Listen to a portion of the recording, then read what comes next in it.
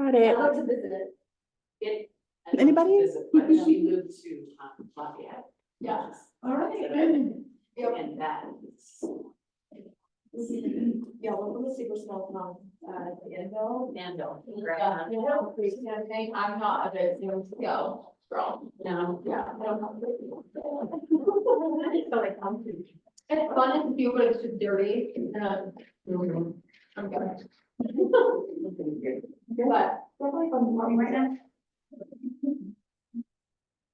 Wow, the clocks are different. Okay, it's 12:30 according to the TV, so it's 12:30. All right, so welcome to Open House Mastery.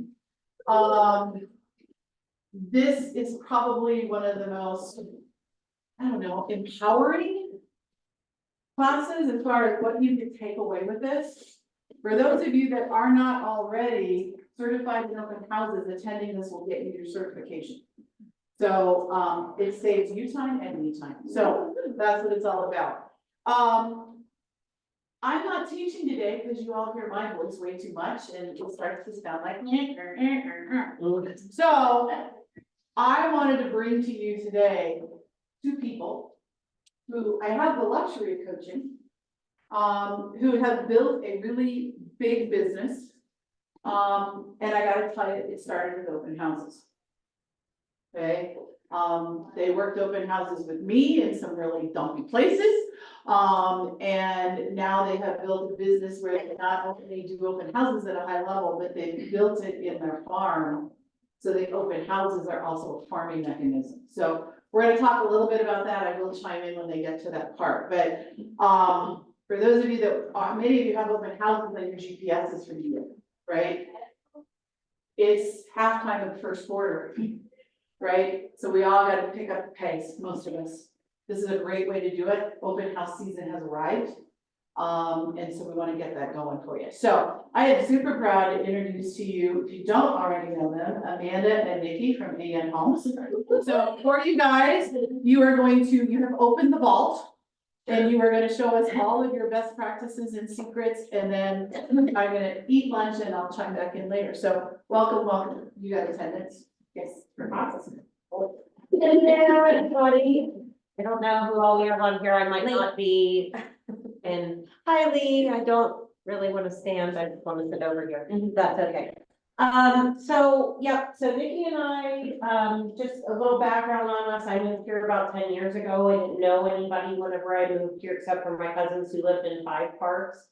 Was in the first 350 homes of a little neighborhood called Candelas in Northwest Arvada that now has 1,800 homes. Nikki and I actually, just so you guys know, we met through PTO at school, parent teacher organization at our kids K-8 school through kind of the silent auction, and did some other sort of like fundraisers and things together. We're like, we go together, and then I got laid off in 2017, and I was like, my cousin who was a KWH was like, you'd be a really great realtor, and I laughed in her face. And about a year later, I became a realtor, and so I've been doing this for 6 years now, and we've been a team for about four. So I have a background in government affairs and public policy, and then came here and worked in PR and communications. So if you want to introduce yours. Sure. I'm Nikki Castillo, and I'm the other half of her. She's my work wife. Um, We share a brain. Always wanted to get into real estate, just to kind of give you a background of where we were, but I had a husband that traveled all the time, and I had 3 little kids, and so, and we've moved 10 times, so never any family to help me with kids, so I always would stage my friends' homes to sell them, and then stage our own homes to sell, and our homes always sold within a day or two with almost all the furniture in them and everything. So I started kind of doing design, but before that, I was an event coordinator for a resort, and I did weddings and receptions and huge parties, and then I chaired every gala and kind of school auction and community gala and things like that along the way. So I loved to throw a party, I loved to throw an event. So when we kind of came together, she used to write legislation in DC for a living. So contracts are her jam, and kind of the nitty gritty of what it takes to be a realtor. And then I kind of brought the event side of it. So we kind of make everything that we do an event. And that is absolutely shown in the open houses that we do. Now, what we're gonna show you today and how we go over how you prep for an open house and the things you do leading up to it, not as well as what you do at the open house. Please know we do it at a very, very high level, that this is not what everybody does, but maybe if you guys can take a nugget here and there that maybe you can implement into your own open house, I think you'll be very successful. And then as you grow in your business, that's when you start to invest a little more money, you know, to the things that maybe you can offer at these open houses, because every open house that you do is a job interview for your next job. If you think of it that way, because people come to an open house, a lot of times if they may come and they're represented, but the other half are not. And so they're coming looking for their agent. And the general public does not know that the agent usually at the open house is the listing agent. I'm sorry, I just started just going. I know, I was gonna break it into 3 seconds. so. Okay, you do that. 'cause Yeah, okay. Yeah. You told me to wing it, I'm winging. I got it on. So, I'll stop, okay. I wanted to kind of do 3 different sections, so pre-open house, day of open house, and then what do you do after? So what I've realized is I don't see a lot of people doing like the pre-open house stuff anymore. So especially if it's not your geographical farm, get the address from the agent, call the listing agent, hey, what can you tell me about the property? What is it that you want buyers to know about the property? If it's not an area you're super familiar with, go drive around the area, see what's nearby. I mean, do some Google Maps searches to like what restaurants are nearby, what schools are nearby, are there parks and, you know, outdoor areas nearby? When I first got started, and again, 6 years ago, I knew nothing about anything. I would look up on Google Maps where the house was and what all of the major intersections were, and I would drive around. So how are people getting to that open house? And I would actually, back in my olden days, it's kind of like a pirate, I would print off the Google Maps sheet, and I would actually mark where I was gonna put my directional signs. Because one of the first things you wanna do is you wanna get people to your open house, right? So one, if you are the listing agent, make sure it's in the MLS so it syndicates and goes to the other sites. If it's not in there, call and kindly say to the listing agent, hey, I'm working the open house Saturday for you. I happen to notice that I don't see it coming up online yet. Is that already in the MLS? Don't say it's not, because I had somebody say that to me once before, and it was just the MLS wasn't syndicating to Zillow. And again, we don't have control over all that syndication, and it is not. Because I was like, oh no, I have it in there, it just didn't pull over correctly, okay? So just call and be like, just wanted to make sure it wasn't syndicating correctly. But let's go back to like timeline. Yes. When does this all need to happen? Right, so if you're doing an open house on Saturday, right, things you wanna be thinking about beforehand. Your signage, right, where you're gonna put it, but days before that even, how are you using social media to market your open house? So are you putting the open house, on your personal social media? Are you putting it on your business social media? Are there groups in that area that permit you to post things about real estate? I just give you one quick caution. Just note if you're in like a group that's like, you know, Littleton residents, double check the rules of the group and who owns the group before you start posting things about your open house in it. You can even message the admin of that group and say, hey, I'm a real estate agent. I'm gonna be having an open house on Saturday in Littleton, and I'd really love to invite other people from Littleton to come. Just wanted to make sure this wasn't violating group rules.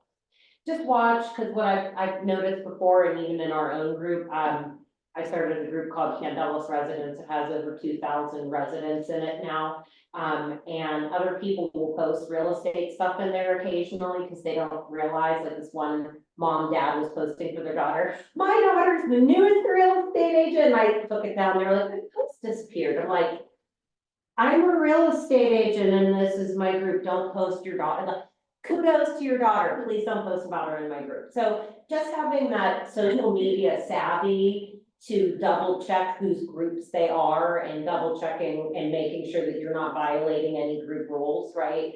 But make like a, you know, if you have a business page, make an event invite.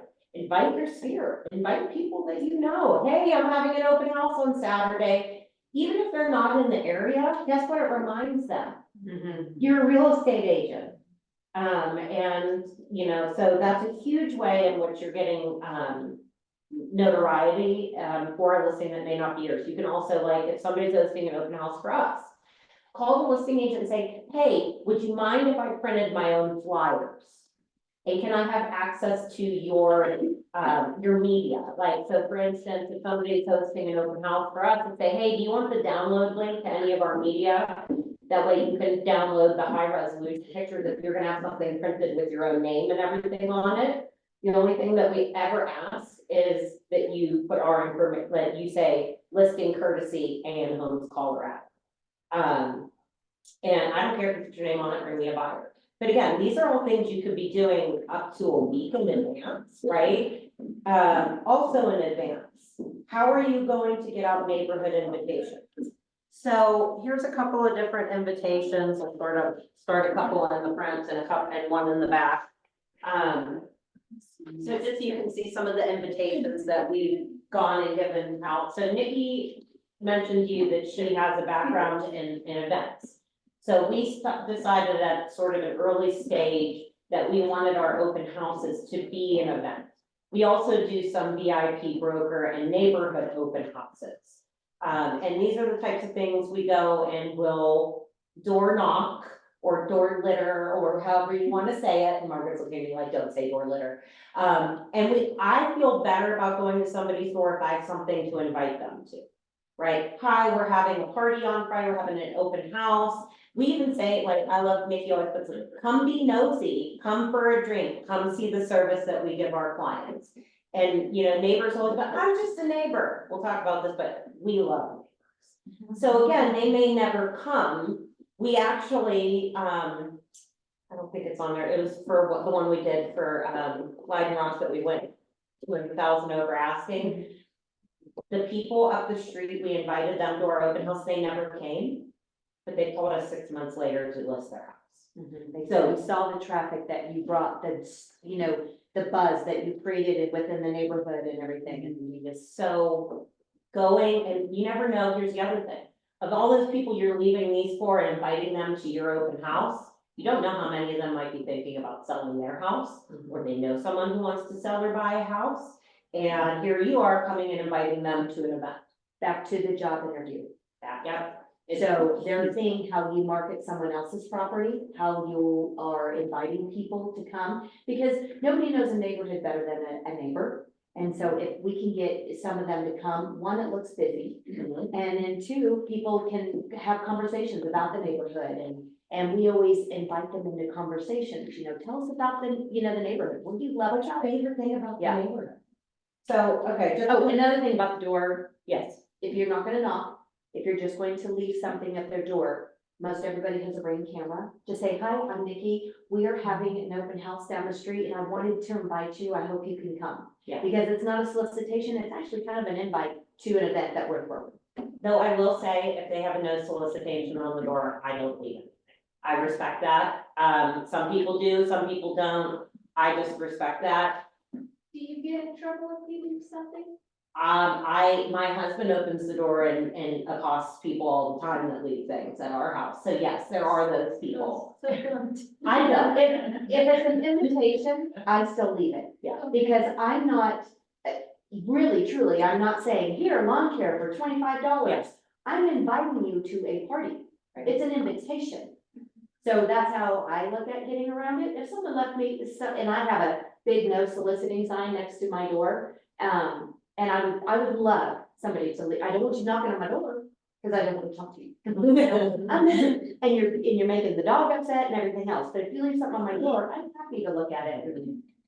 Sometimes I will, sometimes I won't. There was this house in Lighting Rock one time that it literally had like 3 signs walking out, like no soliciting, no soliciting. Yeah. And there was like a gate and it was blocked and I was like, moving on. Right. You know what I mean? Like, you Use know. your own judgment. Yeah, use your judgment, you know, again, invitation versus you're not selling anything. So I love the ones that say if you're like not a Girl Scout, we already have Jesus here, like all of these things, like unless you're a Girl Scout, don't. So you know that I do have free wine. Please come over. Yes, And then, Okay, so just to kind of recap. Sorry, I don't think that anybody should be calling me from Greeley. You have a lot of opportunity a whole week before. It's about what you make out of it. If you're gonna do the social media, if you're gonna make yourself flyers, that way people are leaving with your information in the house, right? You know, planning that signage, making sure that you're coordinating with whoever else you're working the open house with, right? So things like, okay, who's picking up the signs? Who's gonna return the signs? Are you guys meeting together an hour beforehand to put signs out? And who's gonna, again, that's why, especially since before we were a team and we were working with other agents on other houses, it was great to call that agent and sort of plan that out in advance. You know, a lot of times what Nikki and I will do is, most of our open houses are in our geographical farm. Nikki goes out in the morning, puts out the open house signs, goes home to get ready. After the open house, I go pick up the signs and then return them to her, right? We have our own signs. But by all means, we use the offices and the coaching programs until we started buying some of our own signs. but that's one of the things you need to ask when you, so maybe a couple things that they need to ask the agent when you call them, when, you know, as soon as you get assigned that open house, reach out to the agent. Don't wait for the agent to reach out to them. Usually we are incredibly busy and it shows drive an initiative. If you reach out to the agent that is giving you that opportunity, reach out to them and say, I'm so-and-so, I'm gonna be doing your open house. I would love the chance to talk to you, or, you know, text or email, however you feel comfortable. Can you tell me a little bit about the house? When would, you know, is there anything special about the house? Is there anything that I need to know? When would they like to close? Because that's gonna be a big topic and big question for buyers. When can they be out? Do they need a rent back? Different things like that. As much information you can, because it is not your listing, but you wanna come across at the open house, like you know what you're talking about and you know about the home and what's going on. And then ask them, say, do you have your own open house signs? If so, would you like me to use them? If not, should I check them out from the coaching program? They will let you know. And then as far in advance as you can, if you need to check out those signs, contact, how are you getting contact on that for signs? Through Stacy? There's if you check, if you're in coaching, you're doing this, PC resource page has all the links Perfect. for reserving signs and for the link to your book with you to check out. Because moving forward to spring, they're gonna be checked out a lot. Yeah. And you wanna make sure you can get those out. And not only do we have signs to check out, but the office has a tent. So if you are throwing an event or a big open house, or say it's summer, and you just wanna draw some more attention, or you wanna have lemonade out front, or something, we have a Keller Williams tent you can check out for free, and you can put in front of the open house. Just to add, because you just wanna draw exposure, this is all this is, it's an advertising opportunity. People drive by, you want them to stop, you want them to see other people stopping, because people have FOMO for real, and like, oh, look at how, and you never know. Definitely, Do you know what else we have? a flag, We have a flutter flag. yeah. Nobody ever checks out the flutter flag. I love flutter. Are those like fan looking? I love me a flutter flag. Yeah. It's not always a super, 20-foot ones. Yeah. But we have Maybe one. someday. No, someday else. It's heavy. Um, It's really heavy to put up. is ours heavy to put up? My little one? The tent is, but not the flutter. Maybe it was on today's listing, so maybe it was. Oh, let's not. That was like a mallet when I was putting that. thing. Ours is no. Mine you can put in the ground with your kids. Maybe that's- Get it, but having a mallet, a small mallet Yeah. is not a bad thing. Yes. A screwdriver as well, because, soil sucks for putting, I will be very honest, my least favorite part about this job is frozen. Yeah, it's much easier, I think, in the summer when the ground is softer. Couple of things that we learned, carry a jug of water. So you can jug of water the ground to try to get the sign in. You can also have a mallet and a screwdriver, which helps for creating the holes for the signs. Yeah, just carry it out. Somebody else has done a little handheld Yeah. drill. Make sure if you're malleting in something, you're not doing it through a sprinkler line. Yeah, yeah, Well, if you're putting open house signs where they belong, you won't. yeah, right, Fair true that. Before you go on, Yes, you were talking about social media. yes. Okay, so you talked about your personal pages and community pages. Yeah, I said, and their professional page. And the professional pages, so how many of you know some of the professional pages that are out there for open houses? The groups. There's several. Okay, there are several, and here's why. You could put this little nugget in your brain and say, well, why would I do that? Those are just realtors, they can see it. Can I tell you how many times I have found my buyer a property as I was on the scroll? Because it popped up. So here are some that you might want to consider being members of, where you could host some open houses. Greater Colorado Real Estate Network. Colorado Realtors United. I gotta find them, so bear with me. There's one like Denver open house. So there's two, there's Denver area open houses, then there's Denver open houses. Then there's. Hold on, I got a bunch, I'm in a lot of Facebook groups. There's one about low inventory, oh, here it is, low inventory support group, Denver Metro Broker Exchange, because that is a really good Facebook group. Low inventory support group, Denver Metro Broker Exchange, that one is a really, really good one. As are the two open house ones I gave you with the Denver name in them. Here's another one, Denver Realtor Network, but you have to be a realtor to join it. If you're just an agent, they won't let you in. So those are some places that you can also post that social media groups, and there's probably other ones that I don't even have. Yeah. But I wanted to chime in on that. I think that time before the open house is such a big opportunity that most people squander. Right, because it gives you something to talk about, right?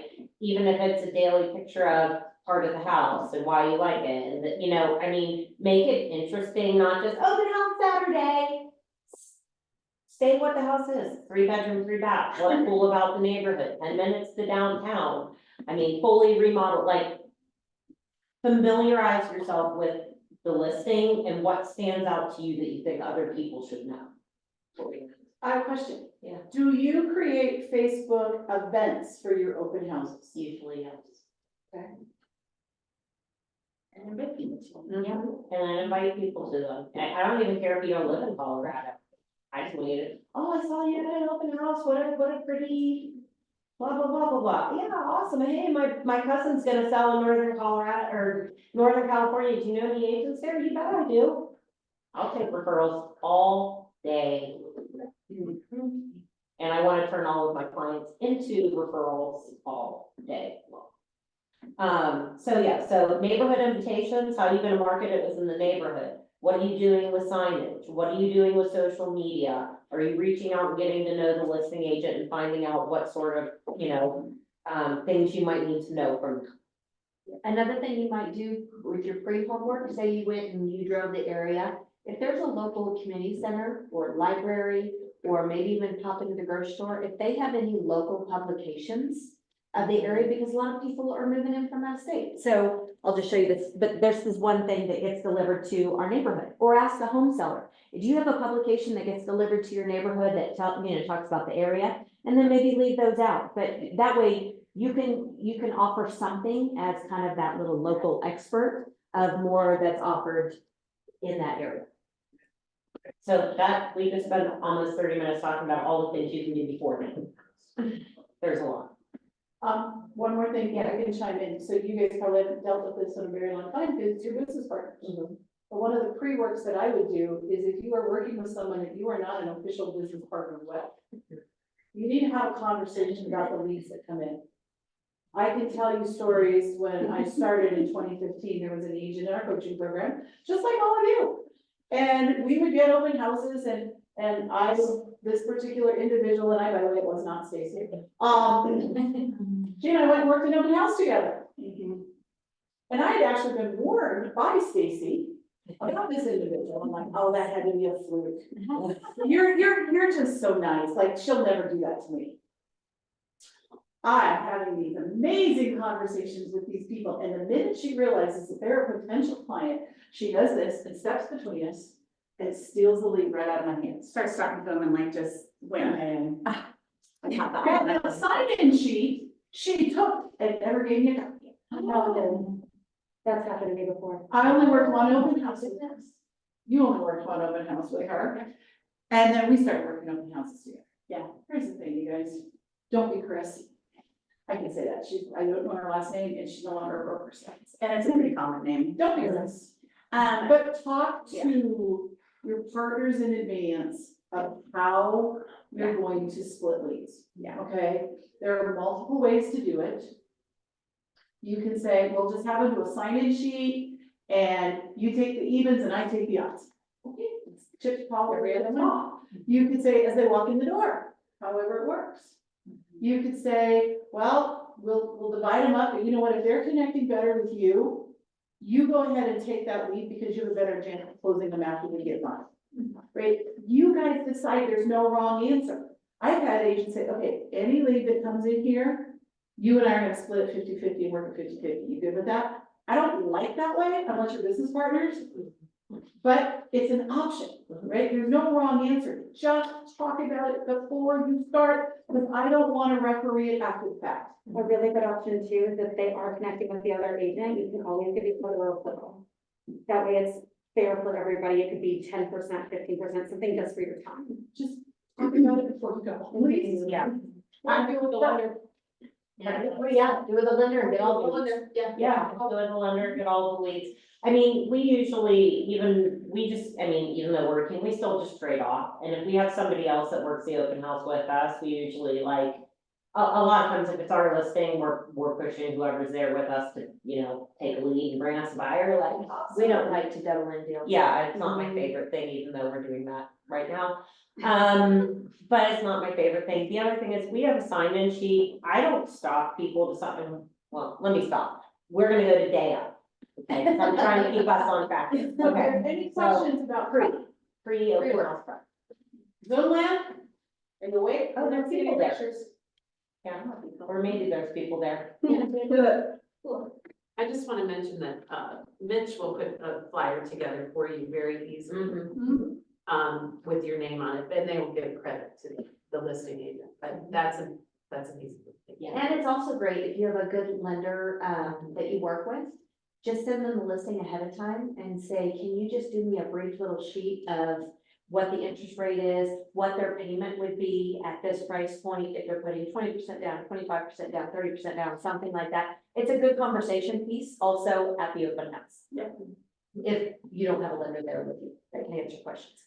All right, so any questions on free open house? Okay, so yay, it's open house day. So open house day, again, lots of opportunities. We go back to what before open house, something else you might, before you go to the open house, and it could be the morning of, but you could do it the day before. I would print, because you never know what the cell service is going to be like at the house. So you may not have, available to your app, print the MLS sheet, so you know what the taxes are, the square footage, how much finished square footage. Sometimes it says like, what else would you find for HOA, inclusions, exclusions, all that kind of thing on here. In the lockbox code too, because sometimes you can't even get them to see that. Don't write that on. Yeah.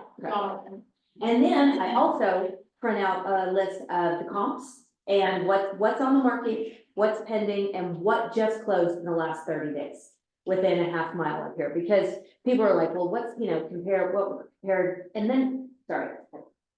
How does this house compare to the other ones? And then if this house isn't a good fit for them, you have some other houses on here that are on the market.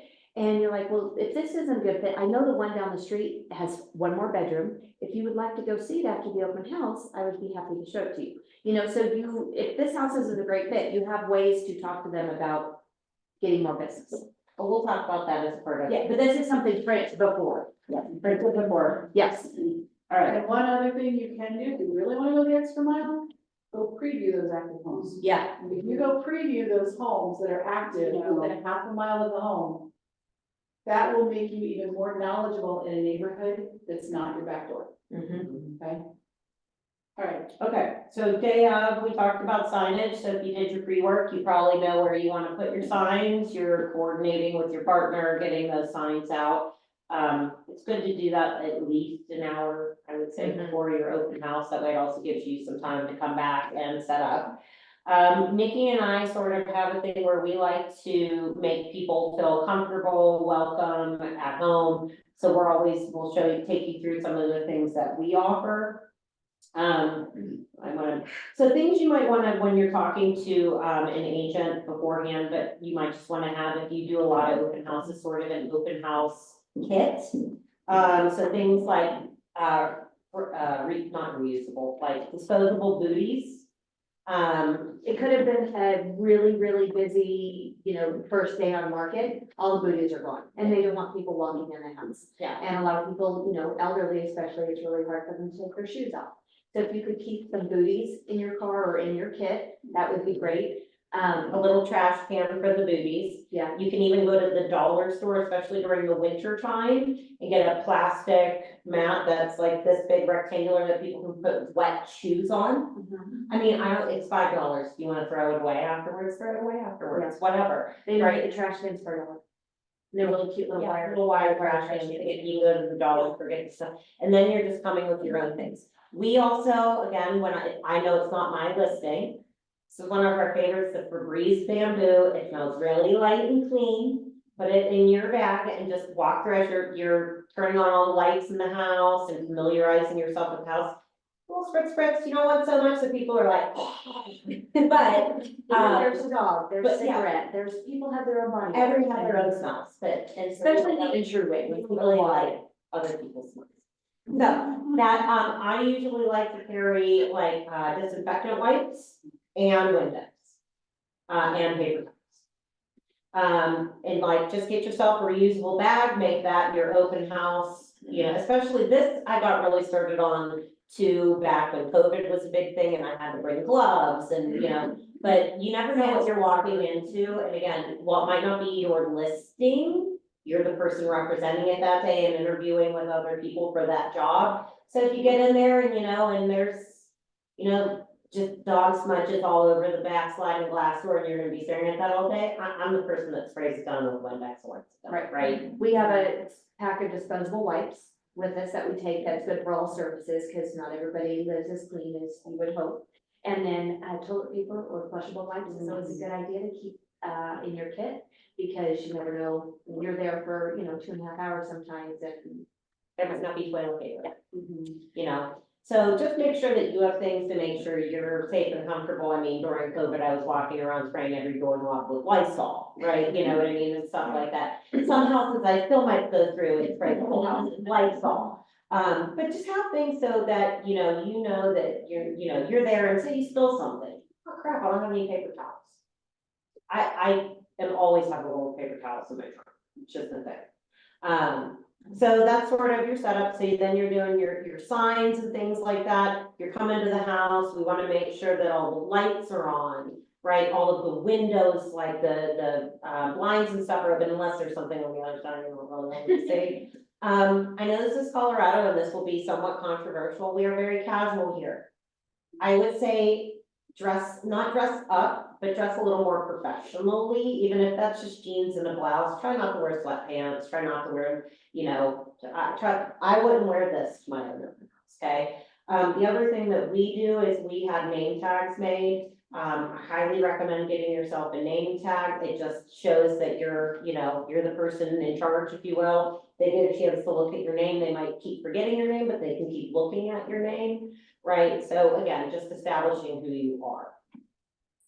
Nikki had mentioned the other thing that was next on my list about having information there, and we're gonna talk about how you can leverage this in conversation with folks. But one of the first things I like to tell people to do is when you get to a house, go look through it and see what speaks to you. And when people come into the house, don't stalk them on it. I usually like to welcome people in. Hi, I'm Amanda. So welcome to the house today. My first question is always, how'd you find us today? Does anybody know why we asked that question? Find out if they're on page. Exactly. I'm not gonna say, hey, you have an agent, because the first thing they're gonna be like is, yeah. No. So they're gonna probably say, oh, I found you on Zillow. Oh, cool. And then I tell them a little bit about the house, give them a flyer and say, go look around, I'll check in with you and see what you think. Or if there's something really cool in the house, I'd say something like, you should really check out something in the master. It's amazing. right? And then usually what I'll do is I'll come back and I'll try to find them when they're in that master. And then I'll be like, hey, what do you guys think? You know, isn't this master amazing? Yeah. So you guys mentioned that you guys were, seeing houses that you wanted to on Zillow. Is that the only way you guys are seeing houses that you wanna see?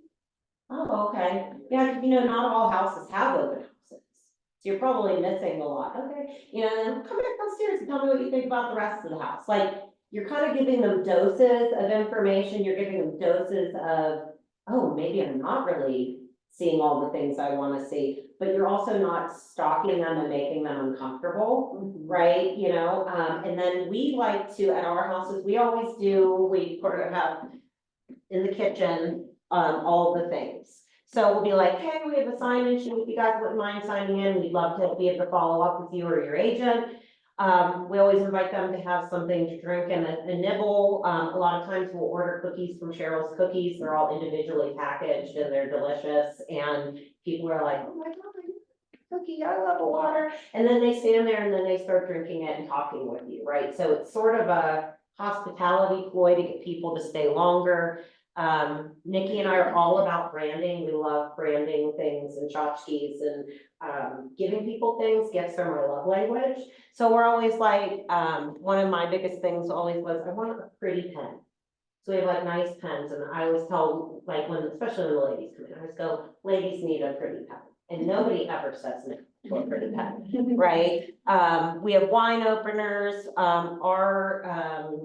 our admin, our director of operations made these for us. It's sort of it's a magnet thing. And it talks about one thing you should do every month for the maintenance of your home. And then on the back, it has a little place you can write all of your passwords and stuff, but since that's the part that's on your refrigerator, it's not readily available for other people. So a lot of people take these, and, oh, awesome, yeah, I should. And again, anything you can do to get some, hang time on that refrigerator is good. A lot of people, when they're out, we're like, oh, what do you like about the house? And they're like, I remember, I'm like, oh, here's pen and paper.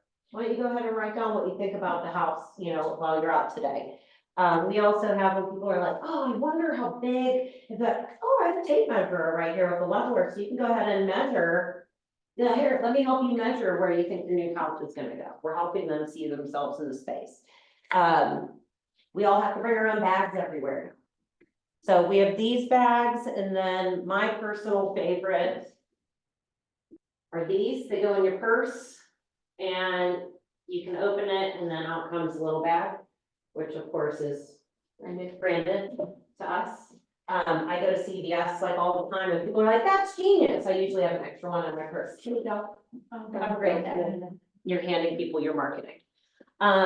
Again, like Nikki mentioned, have some things, like go to your local, I mean, almost every city in the state of Colorado is gonna have some sort of a welcome center, city center, something. Go down and get, you know, a Lakewood publication. Go, you know, King Soopers and find, do they have the Arvada Press? There's Colorado Community Media everywhere, right? You're gonna find different publications. Or ask ask the seller if it is your listing, but you know, do you guys get anything in the mail? So Nikki and I, we happen to know about this because it goes, we kind of happen to be in. So there's different regional magazines for neighborhoods. This one goes to Candela, Sliding Rock, Spring Mesa, and Northwood Acres. We know several really great realtors in Spring Mesa. We don't advertise in this because we think we'll ever get a listing in Spring Mesa. But Candelas and Leiden Rock are two of our geographical farms. In Northwood Acres, almost nothing ever seems to ever turn over there. So it's like, what the hell is the point? Anyways, they're starting new ones of these all the time. Like there's ones of these in Holden, there's ones of these in all sorts of area, Applewood, you know. So see if there's any of these publications, see if you can go to the library, get a copy of them, and have them there. Because the next thing you want to say to people is, so how long have you been looking for a house?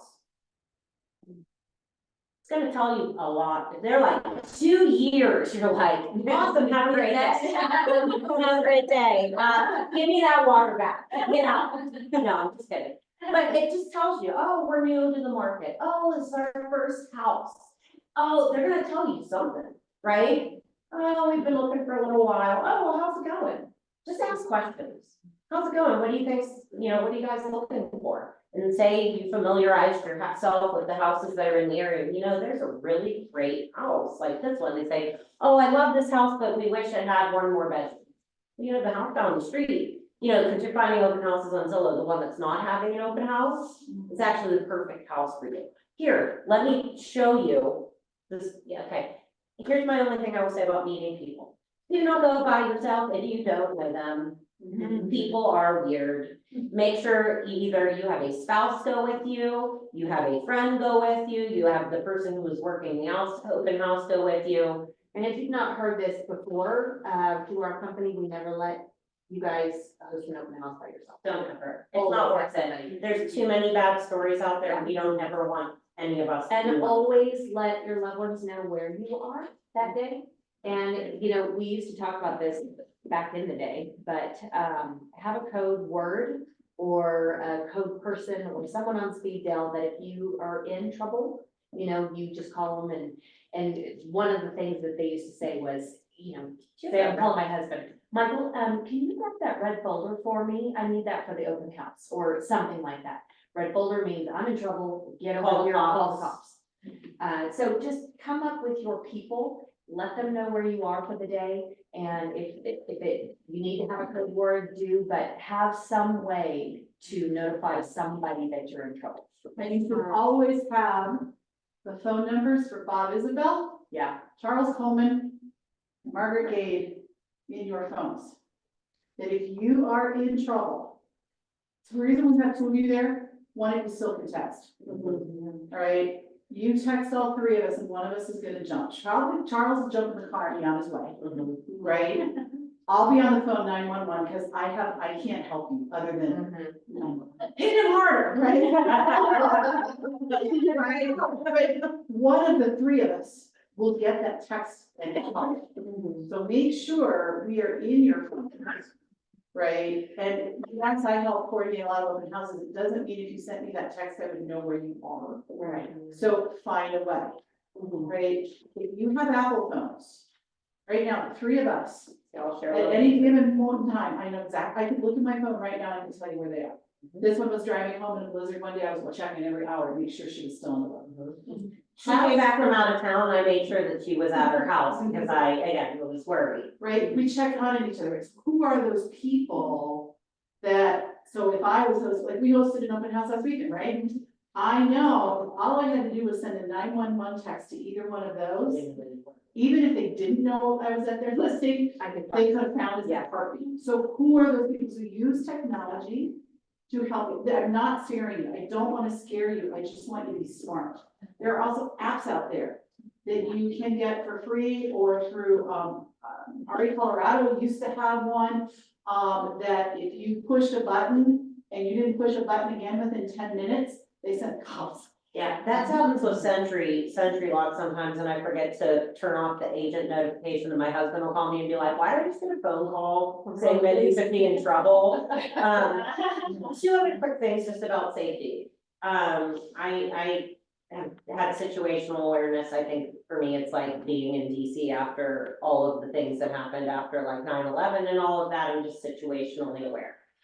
At an open house, if there are knife blocks on the counter, put them somewhere out of reach. You never know. People are psycho, you never know. I don't want anybody being able to grab a knife off the counter and to threaten me with it. The other piece is, I try to walk around, I'll never forget, we were doing an open house for Courtney Olson, like 5 years ago, and I walked into the house and there were Apple Watches laying out, there was $100 bill on the counter, like there was medication laying out on the thing, so I literally went around, I got everything. I put it on the counter, I took a picture of it, I sent it to the listing agent, and I said, I wanted to make you aware that the sellers left out valuables and, you know, sensitive items. I'm putting them in this kitchen drawer, took a picture of them in the kitchen drawer. I said, I am leaving them here. I will double check, and I took a picture again at the end of the open house and said, I'm leaving, here is a picture of the items still in that drawer. Same with the keys, you know, at the garage, you've got all the house keys hanging, make sure there are no keys. Someone's living in the house, they just take the keys, they come back. Keys, garage door openers, anything like that, that you see, people just don't think about it. Right. I heard a story the other day that a Porsche got taken out of the garage. Oh my gosh. And before you leave the house that day, double check all of the windows, especially at ground level, or if they're, if you can go Basement. down into the back doors, sliding glass doors, just double check because you were the last one there. And we, again, not something that's ever happened to us, but we've heard enough stories that stuck with me from 6 years ago that I'm gonna make sure that that house is secure. Also, just don't ever be, even when you're that agent, if you're showing houses, don't hand off the key. If it annoys the other agent that you put it back in the box and they have to open it, screw So that. Yeah, screw that. Another So, thing I would say safety wise, we're big on safety. Yeah. We're Safety girls, safety girls. When I go greet somebody at the front door, I usually greet them with a flyer. I say hi, I introduce myself, say, I usually don't ask them the question she asked at the beginning, but this is your own groove and your own style and your own way of communicating with people. But I explain a little bit about the house. It's 4-bedroom, 3-bath, we're listed at $850. I invite you to take a look around. My partner Amanda is in the kitchen, so I hope you get a chance to meet her in a little bit. So they know from the get-go, someone else is here with me. And then that's when I let them go. I let them usually tour a room or two, and then I keep popping back in. Especially when someone is in a master or a primary bathroom, that's where all the medication is stored. Make sure you pop in when people are in the primary. Say, don't you, and find an excuse, don't you love the size of the tub or the shower or the view out the master bedroom or, whatever. Have something to say, don't just like you're lurking after. Yeah, they have a reason to go in there and say, did you check out this or whatever, but they need to know that they're being watched. And medication is one of the biggest things they come to an open house for.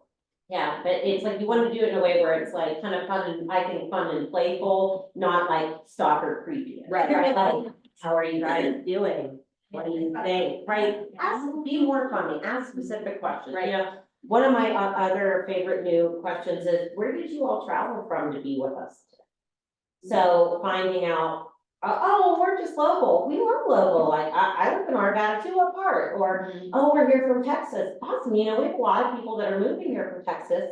My business partner's been out for life in Texas. What? They start talking Texas and I'm like, Same with you with Virginia and. yeah, West Virginia, yeah. Anybody that comes about Iowa. Yeah. Anything Iowa, yeah. Anybody that comes in, they're like, I'm from Northern Virginia. I'm like, or if they, God forbid, somebody walks in with a West Virginia shirt. And then it's all downhill. But that's another good thing, when you are trading off, if you connect with somebody that comes in there because you guys both are from the same hometown or went to the same college, that is when you let that person. let that person take the lead. They have something to build that relationship on. It's not, there's gonna be another lead. And if there isn't, I can't tell you how many open houses we worked that 1, no one came. Oh, And no. 2, they're either all represented, or 3, there was one lead and the other person got it and I didn't. But that's part of the game. That's just part of your job. Welcome to real estate. Yeah. It doesn't always work out the first time. Right, or the second. Or I the mean, third. we still, you held an open house for us last weekend. She's been in the game how long? And no one knows. Perfect house, perfect price point, not a single person here. Yeah, well advertised. Well advertised. You guys Yeah, put it out But there. also, yeah, it was everywhere. I think it was the Holiday rates went up, weekend, holiday weekend, snow. it snowed, I mean, anyways, but, But there's a million different reasons why it can and can't work out, but don't let that discourage you from not having another one. Yeah. And not working another one, because guess what, that next one, you're gonna have so many people through the door, you can't even talk to them. it's a game of chance and numbers. Yeah. And the more that you do it, and I mean, Nikki and I, there was every time we could sign up for one, if it was Saturday and Sunday, I would work both. Yeah. The more opportunities that you get and take, the better you will become at it. The more opportunity you have to meet with people. Are there gonna be more failures too? Absolutely. But guess what? Everybody you're surrounded by, the most successful real estate agents have all failed a lot more than you. So guess what? Just keep failing. Mhm. Keep going, right? The other thing I would, and I didn't bring a copy with me. Yes, Can I ask a question? yes. So Nikki, you mentioned, everybody walks in and they're represented, Nope, or everybody that shows up is a realtor with their client. nope. how do you maximize, how do you turn that lemon to lemonade? Well, there's different ways and it's all in how you ask the question. So, I don't mind when they show up with their agent, because guess what, then I get to sell the house Exactly. right in front of their agent. and some agents don't love it, but I don't care. Is Yeah. it also an opportunity to practice your skills, like you're saying? course. I mean, Absolutely. Of course. Everything's a learning experience, everything is practice, all open houses are great practice, because if nobody came, guess what, you got to practice how you do your marketing, Yeah. what marketing is working, how did you do your flyer? Did you do a paid ad this time? Did you know? Yeah. Every single open house, whether you work it, you got a lead, or you didn't, you learned something new, and you may have picked up a new nugget. And the best thing is when you're living with the different agents all at the beginning, they're bringing nuggets, you're bringing nuggets, and you guys are learning from each other. And then you've got 2 hours to sit and shoot chat about what you can learn from each other and what worked. And guess what? I worked at an open house last weekend. We did this, great. There are all sorts of ways to capture leads at an open house. You can have sign in. People do iPads where it goes straight into your command. I don't ask everybody to sign in. I want it to be organic, and this might be just kind of where we are coming from at this point in our career, that I want them to work with us. But at the beginning, you better believe I was more on them. The seller would like you to sign in, they'd like to know who was in their house, I blame them. There were things you can buy at DMAR that are actual notebooks that have little sections that they can sign in. It looks very formal. And there's a little table tent that says, please sign in before you tour the home. So if you want to take the pressure off yourself and you want to create the sign and so it looks more formal that they have to sign in, that's great. And then when going back to how you split your leads, if I always have my mom sign in first, just to let you know. She's always got her open house, she's always First been one there. there, because I want them to see how they, how does it look? And she never has a realtor, so I say none, or not available, not applicable, and then someone else can sign in. And then after we spoke with them and whoever clicked with them, we just put their initials by this. And then we each take pictures of this at the end of the open house. If you are working in an interesting neighborhood that may have something going on, fracking in Erie, Or this thing called Rocky Flat. we live in Kansas with Rocky Flats. Mhm. There's only so many things that we can legally say.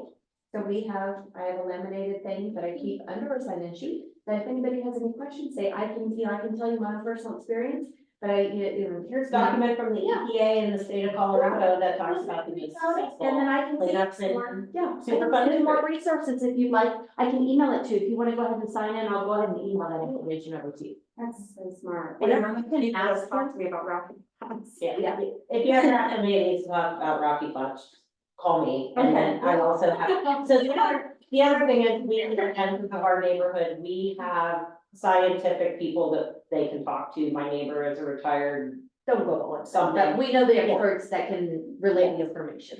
Okay, so I'm gonna hit softball now.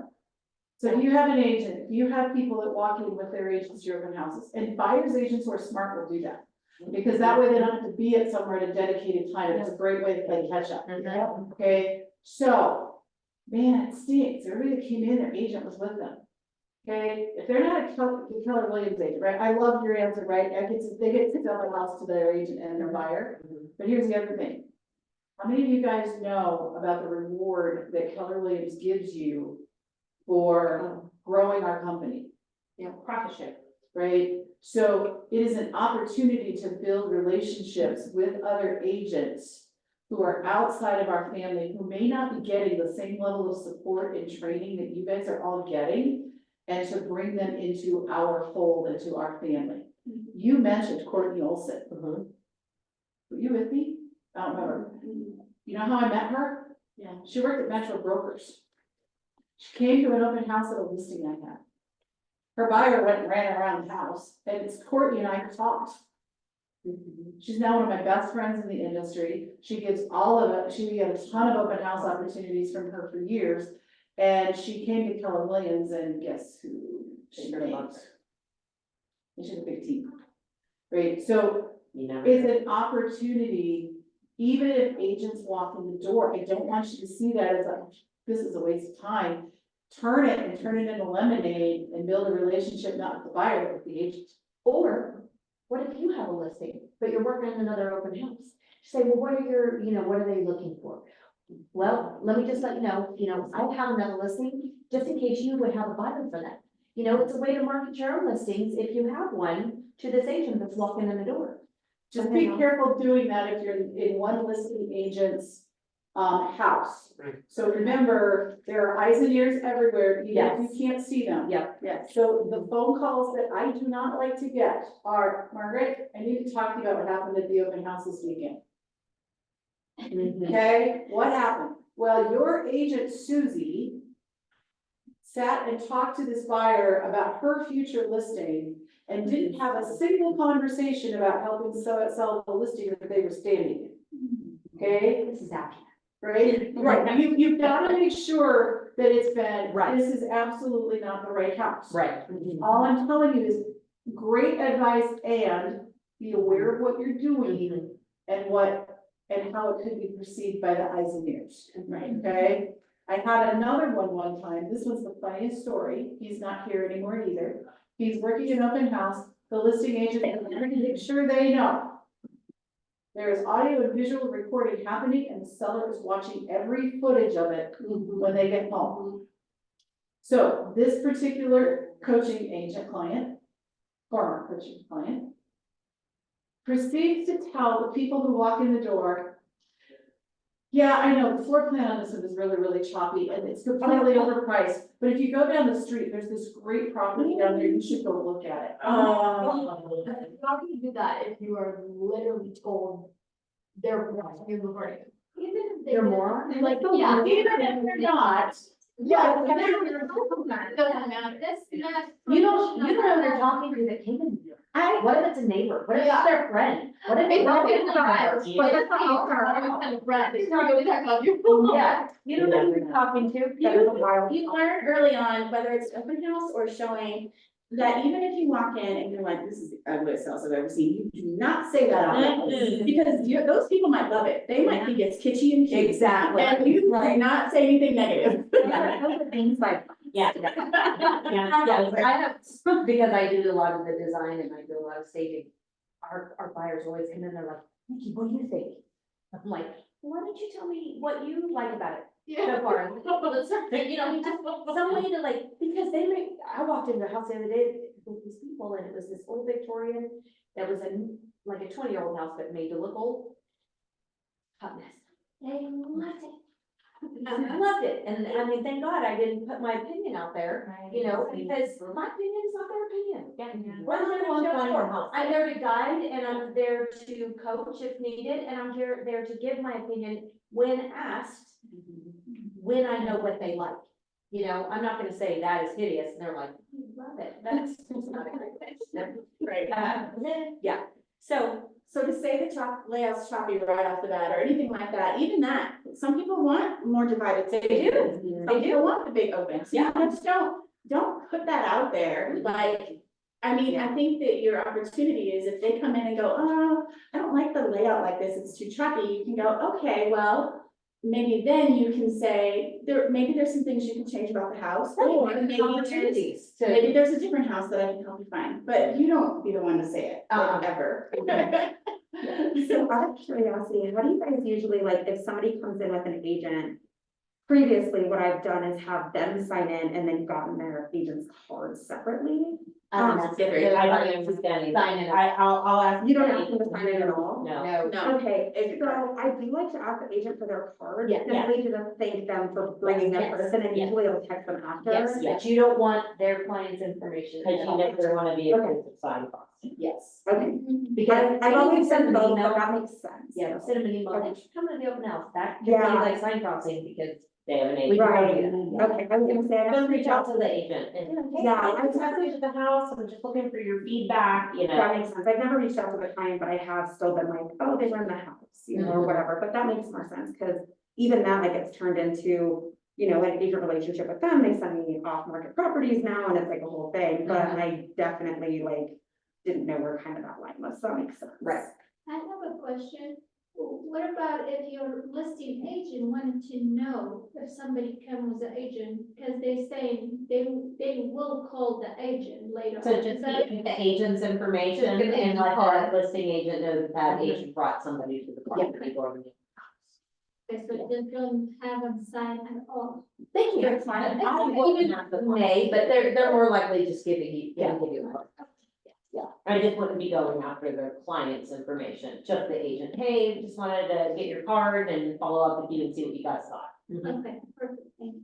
Oh, I wanted to mention something before I run to the rest of, one of the reasons, our setup, we actually put our sign-in sheet by all of the things. Cause what I find is that a lot of people will come in and they'll start browsing the candy and the thing and, oh, I need to sign in. And then they sign in, like, it just sort of happens more naturally because it's sort of where we have them milling about, if you will. And I noticed that happen over and over and over. And at our more expensive properties, we do serve Prosecco, and sometimes beer. All clear liquids with the permission of the home seller, that, you know, they'll have that in the house, but that is such a great way to keep them in the kitchen. Because they're sitting there sipping their cocktail and you get a chance to have conversation with them. Or if it has like a really great outdoor space, right? Like, so say it's spring, summer, and you're doing an open house and they have a really great outdoor patio, get lemonade. Offer to pour people lemonade and have them sit out back. The longer you can get them to stay and get to know you and chat with you and enjoy the property, again, more people coming in are gonna see people hanging out, they're gonna see the house is busy. I mean, people will remember that, like, people will walk in and Nikki and I have no idea who they are, and they're like, remember you guys gave us Prosecco and cookies, and I'm like, I don't know. Yeah. To broker opens, I always make a signature cocktail and I name the cocktail something to do with the house And they're always clear. always clear. Yeah. Sangria is great, white sangria, Prosecco, you know, white wine. So another thing, and I don't What's know how law? many agents do it, but we usually do it for all of our higher end homes, I'm gonna say 700 probably and above. We will have a video and it will be on YouTube, and we have a YouTube channel.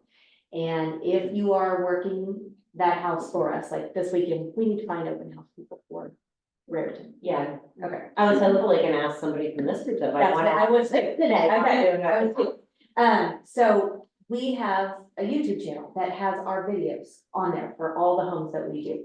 And they will have a drone, and so it shows all the areas of the neighborhood and where the school is and where the grocery store is, or whatever's around that neighborhood. So in our houses, we will, if they have a smart TV, we put our YouTube channel on a loop, and that video runs continuously. You might ask the agent, did you guys make a video for this house? Is it on like any kind of YouTube or anything like that? Just ask, because maybe they did and they didn't think to tell you about it, and you could put that channel and have that video running during the open house. And every single time, we have people that go sit down on the couch and they just watch the video. And they watch the video, and we tell them about where the school is, and we have 13 and a half, again, this is our geographical farm in most cases. But say it was outside of that and you don't have a smart TV.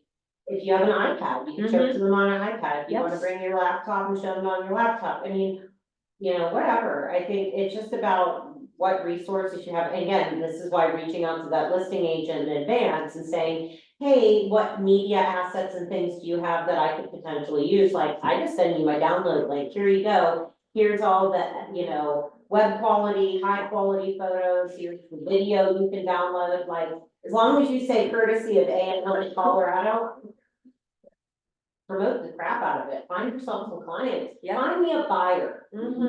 I'll tell you the same thing I told my nail girl, bring me a buyer and I will buy them a home warranty. Tiffany texted me, Tiffany who does our nails, she's Vietnamese and she's a Vietnamese real estate agent. She was like, do you mind if I market Raritan in Denver to the Vietnamese community? And I was like, please. And she was like, Vietnamese love Denver. And I'm like, cool. I said, if you bring me a buyer, I will buy them a home warranty. So now she's out marketing our property to the Vietnamese community of Denver, and I love it, and I would love for her to bring me a buyer. And we met our latest client. Yes. at the nail salon. Yes, we met our latest. again, They're everywhere. you never know. You never know. So I have to remind myself all the time. Be happy, smile, don't flip people off from your car. You know, again, people are crazy nowadays. 20 years ago, you wouldn't, get shot because of that, but old habits die. But now you get filmed. Now you get filmed, right? So just, you never know, like Nikki was at the nail salon and her and Tiffany were talking about talking about real estate, and Nikki's car has had, her name and stuff on it for a long time. And she was like, oh, are you Nikki Castillo? And they started talking about things, and then a week later, 2 weeks later, I'm at the nail salon, and she's like, we're talking about real estate, and she's like, is your business partner Nikki Castillo? And I'm like, yes, it is. Why do you ask? And anyways, their house hits the market Friday. And they're also, we thought it was just a sale. No, it's also a buy. So I told my husband, you can never say anything about me getting my nails finished, because now they have to pay for itself for eternity. Now it's need to find somebody at the hair salon. So you just, again, and I want to reiterate one thing. People are gonna come in all the time, they go, I'm just the neighbor. Don't just be like, oh, okay. Be like, we love neighbors. We love neighbors. What made you come today? Yeah. Oh, they might wanna see how they refinished the house. They might wanna see how they did this. You never know. They Say- might be thinking about selling. They might have somebody that wants to come by. They might be like, do you have somebody that you wanna move into the neighborhood to be a neighbor? Who would you love to be your Yeah. neighbor? Or say, we're looking to finish our basement, we want to see theirs. Well, how does your house differ than this? So then you're getting to know what the other houses inside look like. How long we've been there. Maybe they've been there 15 years and they're like, well, if I can get this much for my house, maybe I would consider something. Again, job, interview, every time you're there. And if you can get their name, even if you don't have their address, we have a lot of people whose names, I've just looked up their last names in Realist. And then found their address, and then I sent them a thank you card. Thank you so much for coming to our open house. It's such a pleasure to meet you. If I can ever be helpful to you, no matter how big or small, please don't hesitate to give. We had a guy who's actually a broker, live across the street from a house we were having an open with. And he said, you guys kind of blow it out of the park. And I know I couldn't do the job that you do and you know the neighborhood. So would you take a referral fee for it if you sell my house? It's like, that's so good. Yeah, So it's even realtors that, you can impress and you just never know. you never know. We actually did impress one before she gave us a buyer. It was her family. I was thinking the Loxes. Yeah. She lived all the way down in Highlands Ranch. They really wanted to buy in Northwest Arvada. She called us and said, hey, would you take a referral? Because I'm not gonna drive up there all the time to show them around, and I don't know what they want. Yeah. All day long. Back to, sometimes it's a great thing to meet the realtors that come in with people. Because not all of them know your area. Yeah. How long after the open house do you send a thank you note? Day after. Yeah. So And they're time is on of the essence. Yep, because if they're looking, they're looking. Mhm. And you wanna stay top of mind, and you wanna, And if they don't talk to you, they're gonna talk to somebody else. and just to that point, there are gonna be some things in your career that are gonna definitely hurt. And a lot of the times it's just because timing. A lot of times people will interface with them. So there's a house that we have been talking with the seller for what, 2 years, on and off, 2 years? Yeah, maybe down the street. All of a sudden, her house went up for sale with another listing agent. We were like, I literally texted Nikki. She participated in our garage sale, we bought shit from her. And talked to her there. Yeah. She was out selling her house. When we list next year, I want you guys to do it. We're like, great. It just, honestly, We just didn't talk to her on the day that she needed to be talked to. and honestly, we probably didn't talk with her. And that's okay. Yeah, whatever. It's gonna happen. Just know that sometimes people are put in front of you when they're truly ready to just go. And sometimes you can nurture and nurture and nurture, and you're just not the person in front of them when they finally pull that trigger. And you don't torture yourself with it. So before you move to post, because I can feel that that's what you're. We're transitioning. So I have some questions, and I think there's some questions in the room, so I'm gonna let Patty ask first. I just have a quick question. Are there KW note cards we can buy? Or, Yes, if you go out on KWKW.com into the vendor, you can find all kinds of, branded stuff. I will tell you though, I think Etsy has some really fun stuff, and I actually get the most mileage out of just a note card. Like a plain white note card, or it doesn't have to be branded to KW. It can be flowers, it can be mountain scenes, it can be just whatever's a blank note card. A recommendation for you is after any big holiday, go look at the clearance sections. That's where I get absolutely everything, birthday cards, everything. And now I know. Another fun place, which is actually really fun, because they just got like a discount code there, so if anybody wants stuff from Market Dwellings, they do like really fun, it's not KW branded at all. Yeah. But now I have like a 10% off discount, so if anybody wants to buy things. What is it? Market Dwellings, they create like anything that you could ever want. Amazon. Yeah. Go to Amazon and buy a realtor note card. Yeah, I mean, there's ones like that are like, home, you know, whatever you want to do, whatever is authentic to you. I think it's just a matter of putting that note in the mail, like to say that open house Saturday, write it on Sunday, have, make sure it's in the mail first thing Monday morning. It will probably get to them by Tuesday, Wednesday at the latest. You know, and they got that note card from you, and if there's somebody that wants to start looking at houses, I'd probably call them. After that note card comes, hey, when do you want to start looking at houses? Or start saying, hey, I saw this house and I thought of you. So do you always send note cards versus like text? Could be either, it just depends on who it is. Or it depends what they gave you. Mhm. You know, they may have left their phone number. Hey, it was so nice meeting you. And a lot of times I love it when they give me their phone number, because I find a way to get in their phone right after, and I'll say, you know, we talked about so-and-so, and that got me thinking, there's this house over wherever. So I'm in their phone, we've already started, you know, so if they wanna get back to me, I'm in there.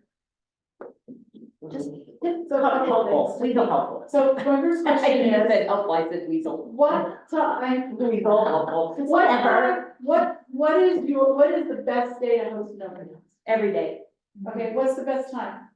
anytime. Do you have a For how certain long? duration that you, there you go, how long? Is it 1 hour, 2 hour, 5 hours? Maybe like 2 hours. If I do a VIP broker open on a Friday or a Thursday night, I like to do 3, because then I get the people that, before they leave work or after work, you know, I get the 4 to 7 crowd, so they can come like as part of their evening or before they start their evening. But open houses, we generally do 12 to 2, but we are gonna do a regular open house from 4 to 7, I think, on Walsh's on a Friday night. Just whenever there was, oh, I can't remember. If you build it, they will come. Most of the time. Exactly. Yeah. I mean, not everybody has the weekend off. Not everybody has the weekend off. Right, and if you were to go to YouTube and Google and search Chris Sora's open house, a lot of what they're teaching is what I taught, and it all came from Chris. Like, he built $1 million business on open houses. And he has a complete strategy that he shares in there, where he talks about, it depends on where the property is. So he talks about, well, if it's near a school, he would host the open house during 2 to 4. Wonder why, right? Unless you're in the traffic pattern. Or it's a holiday and you didn't know that the school closed. Right. I did that. You know what, then we see how busy the front of your house is. Great traffic. The other piece is, if it's by a company that you know is bringing in a whole bunch of employees and relocating them, right? I think back to Charles Schwab and Highlands Ranch, when they were hiring a ton of people. If I had a listing down near there, I was doing those open houses from 10 until 2, why would I do that? Yep. Right? So if you know the property, therefore you kind of can like revamp your strategies. Just please be wrapped up before the sun goes down. Yeah, so nobody wants an open house in the dark. Okay.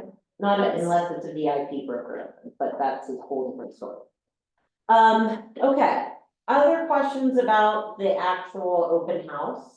The other thing I'm gonna encourage you to do, if you haven't heard me talk about it before, there's a book called Exactly What to Say. It's written by a gentleman named Phil Jones. Get that book, read that book again and again. I try to study it weekly.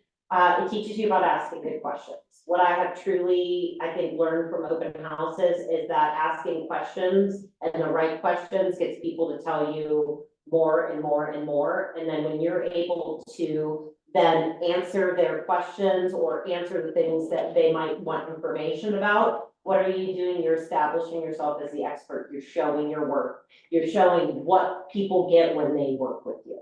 And if you can make a small impression in that amount of time that they've stayed, it's way more of an opportunity that you're gonna have another opportunity to make an impression with them. First open house that Nikki and I ever did together, we did on Super Bowl weekend in 2020. Everyone Right said, before COVID hit. don't put a house on the market Super Bowl weekend. We had 200 people through that.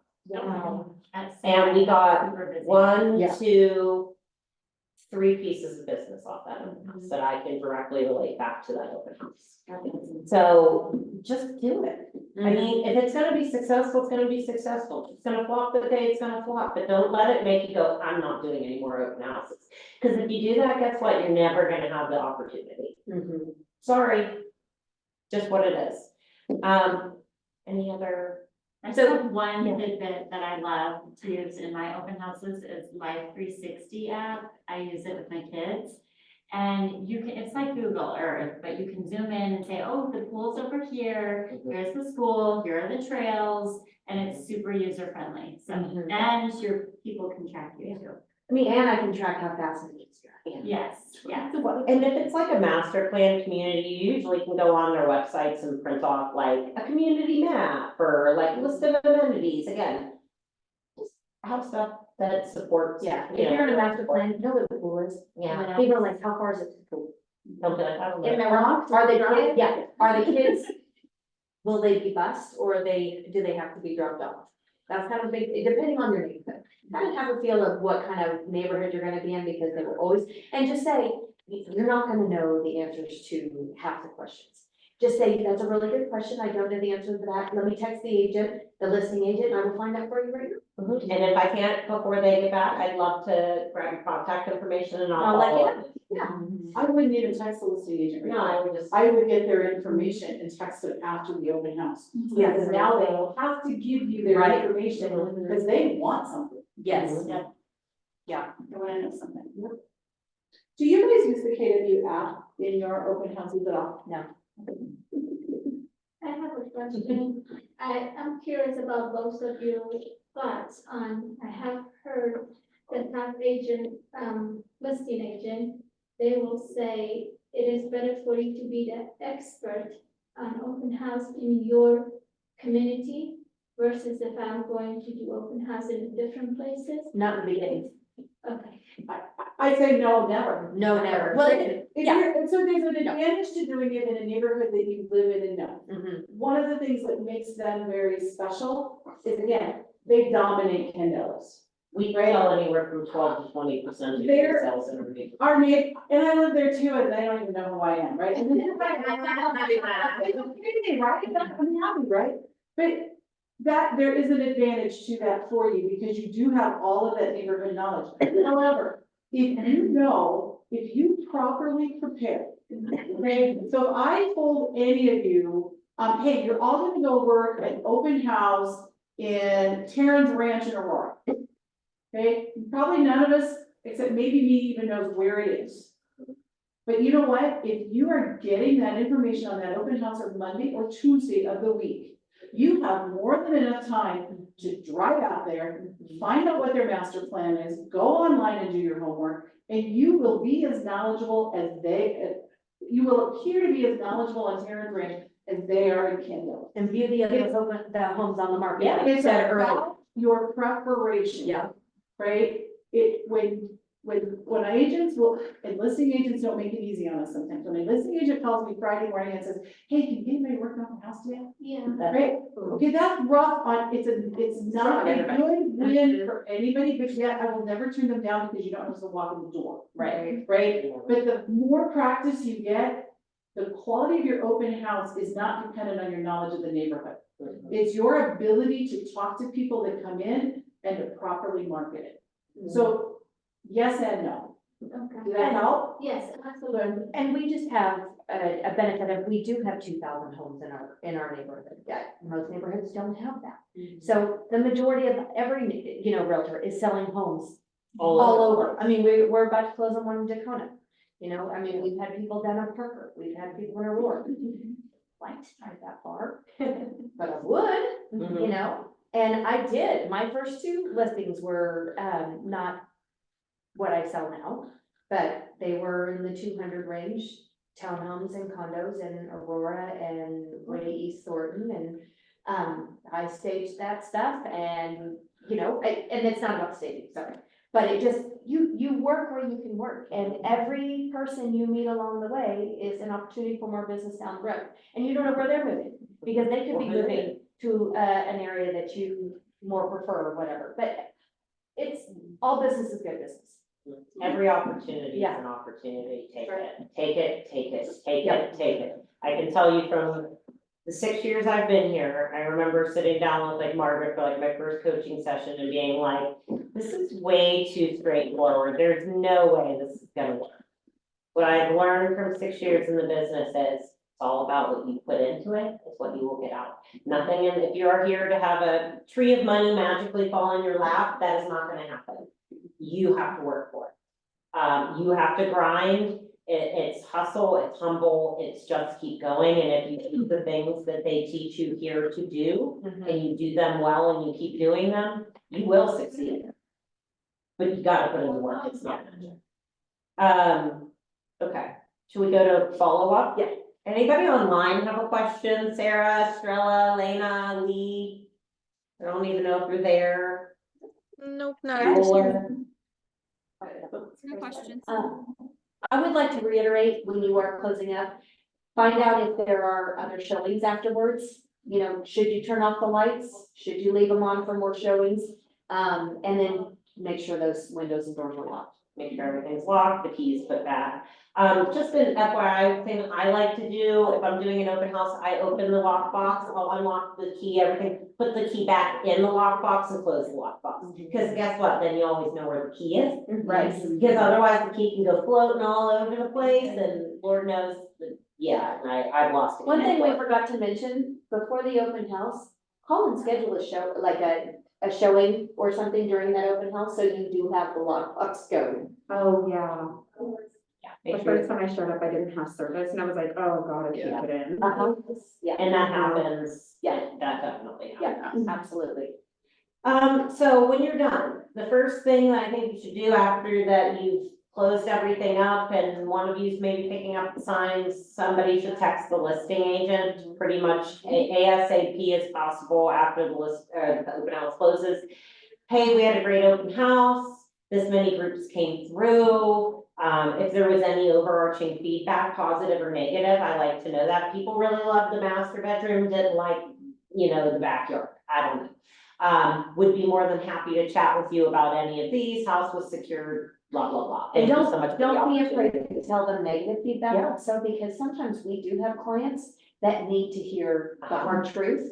And, you know, we will tell them, it may smell like dog or cat feed or something And they don't like that. believe you. And they don't believe you because you're nose blind, you live in the house, you don't think it's bad until other people walk in, and if that's your feedback, they know they need to either clean the carpets, lower the price, you know, they need to hear the good, the bad, the ugly. Yeah. With respect. Yes, just respectfully.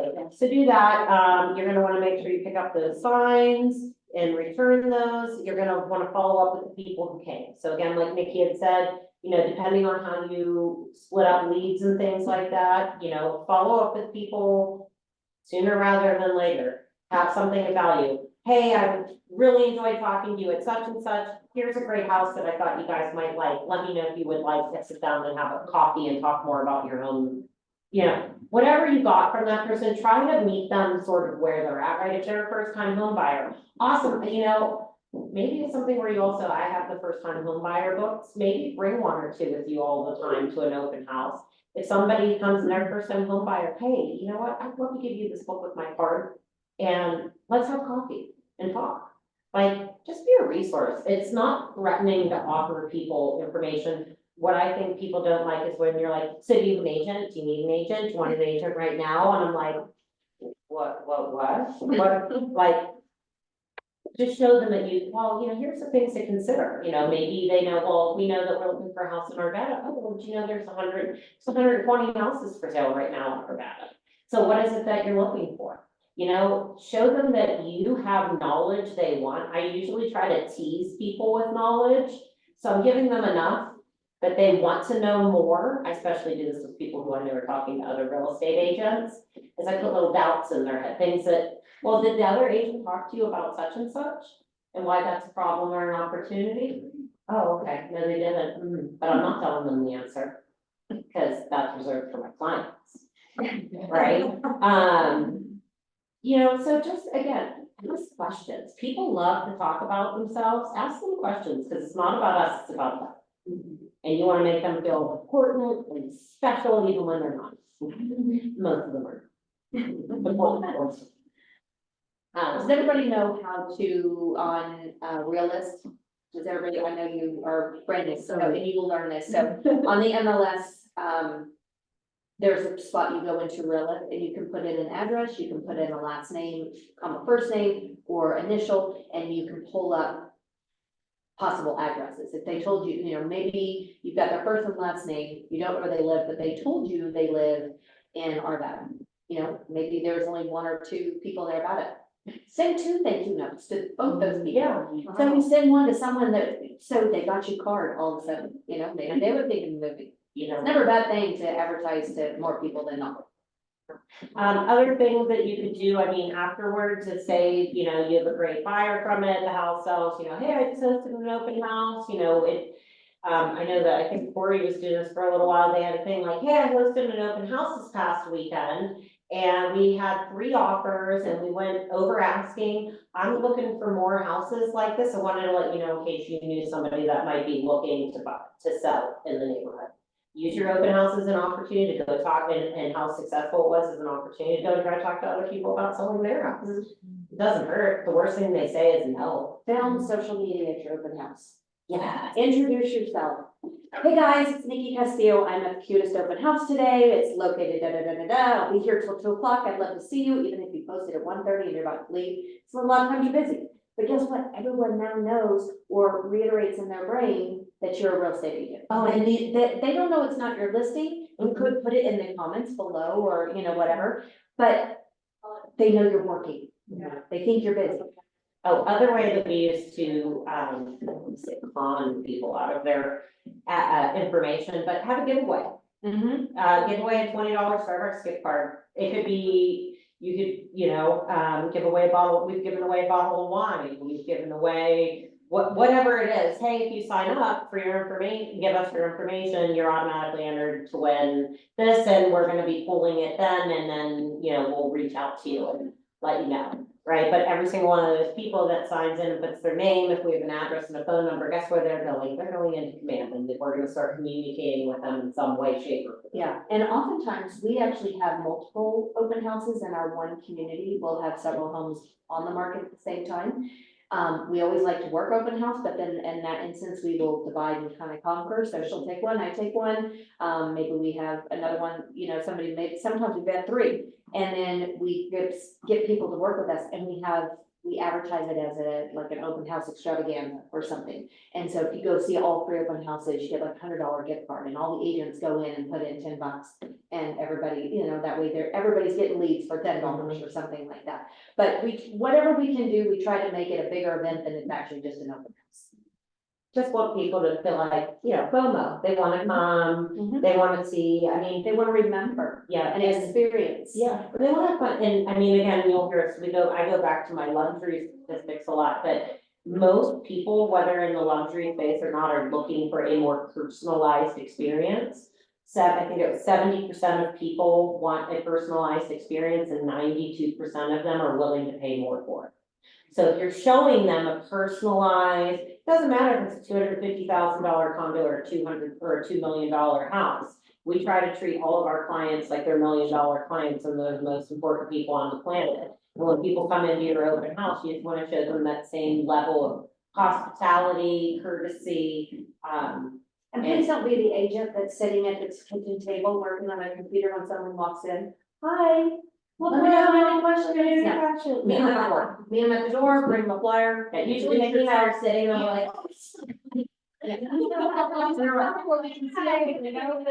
it was Jill already busy. You want, a lot of people are gonna like walk in, they're powering, they go to just talk to them. But you need everybody that works in that open house to let them know that you are running the show. This is my open house. I'm welcoming you here, that you're in control. Cause I just, Yeah, and I love asking people questions on the way out the door. What's your favorite thing? What was your favorite thing about the house? Yeah. Like, I love to ask people that question. People always tell you what they like. Mhm. Like, yeah, it's awesome. Thank you so much. So, I'll say to other, sometimes people, so are you guys seeing some other houses today? Yeah, okay. They also hear, Candela, still Slide Rock there. Oh, awesome. And then again, how are you seeing this? Oh, we're only getting open houses. Oh, that's too bad. I mean, you're missing a lot of houses that might actually be perfect for you. Because not everybody has open houses.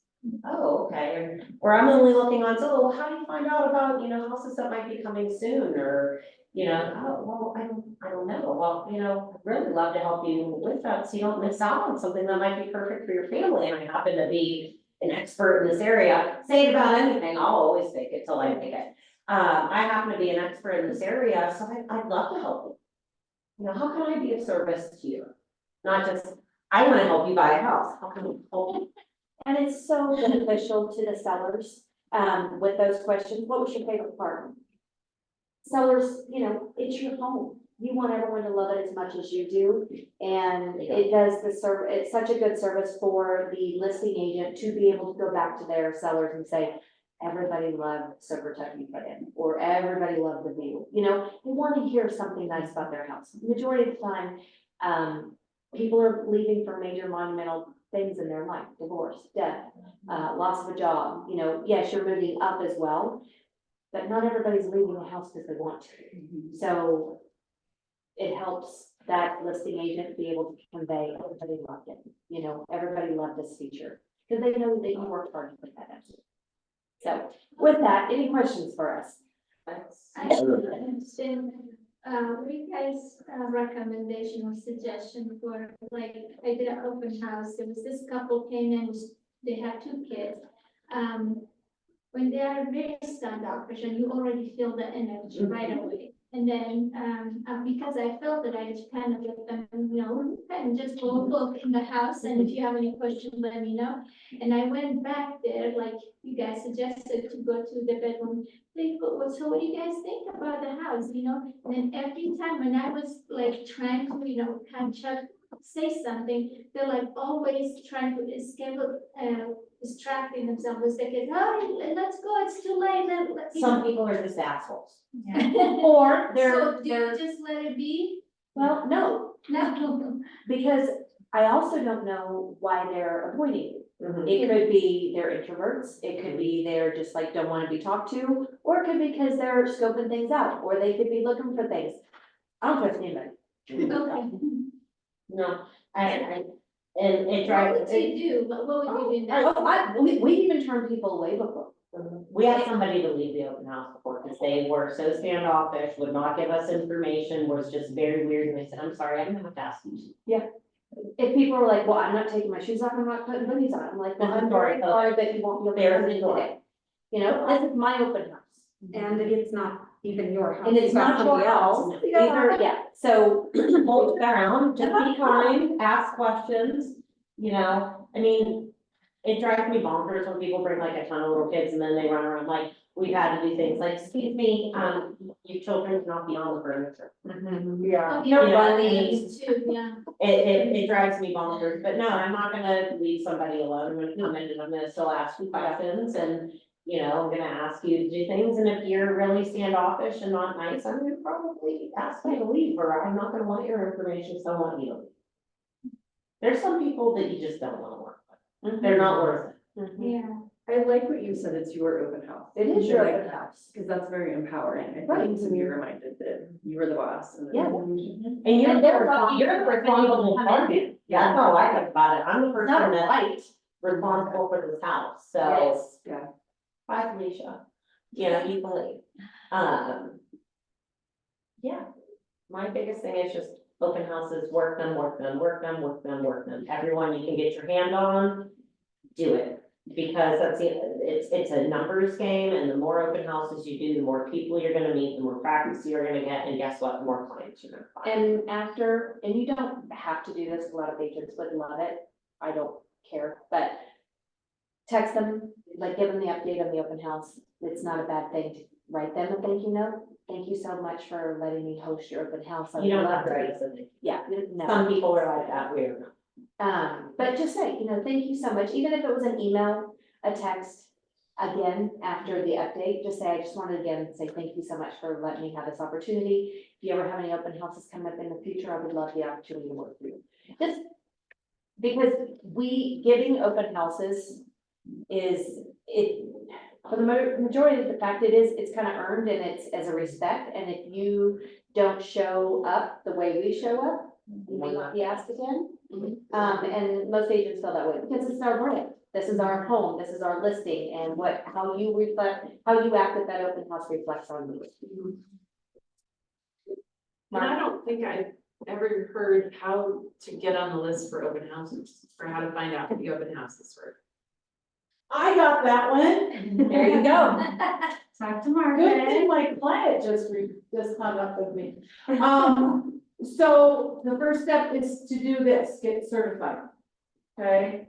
Then, for those of you that aren't already certified, you're gonna get an email from me probably tomorrow, because we got a home buying information night tonight. Yep. And in there'll be a link to a Google form that you need to finish.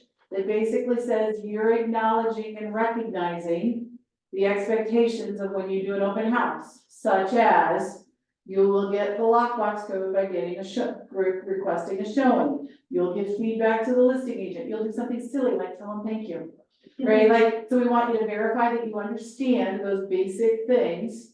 Then once you've signed off on that, then we send you an email that has a link to a Google form where you can go in and put in your availability. And we put it out, like right now, the availability spreadsheet goes through the end of March. So you can plan your calendar and say, okay, these are the weekends. Now, we only have Friday, Saturday, and Sunday in there, because that's typically what we see. Okay? Hold on. So then you go in and you fill in your availability. All right? Then what will happen is one of two things will happen. Your listing agents will come to me and they'll say, hey, Margaret, I forgot where that list is of who's available. And they will then go access the list and they will go to the list themselves and they'll go, oh, look, Patty wants to do an open house. And they will call you and they'll say, hey, would you like to do an open house at my listing on Raritan this weekend? And you say yes or no, and they're gonna ask you, well, do you have a partner already, or do I need to find you one? Okay, and then if you want their help, they'll go look in the list and see who else is available. Okay, the other thing is, some of the listing agents still want me to pick the people. Okay, so when I get the phone call from Courtney, who knows none of you, and she says, hey, I need 2 people to work an open house this weekend, and here's where it is. I will then go out to the list and I will look. Now, the tricky part with some of the listing agents are, their listings are in Aurora, their listings are in Parker. Okay, so like, Megan Delarocca, I think is how to pronounce her new name now. I know she lives in Parker. So if I get an open house opportunity out there, she's always gonna be my first go-to, because all of you are bad, I don't wanna drive that far. Most of you tell me, I don't wanna fly in Parker, okay, right? So I try and do that. But most of the time, you need to put your availability in. The days of when Margaret sends out an email blast and says, I got open houses, and then I'm trying to coordinate 20 different open houses and 50 different emails, and then y'all tell me you changed your minds, it's gone. I couldn't do it anymore. It's two days a week.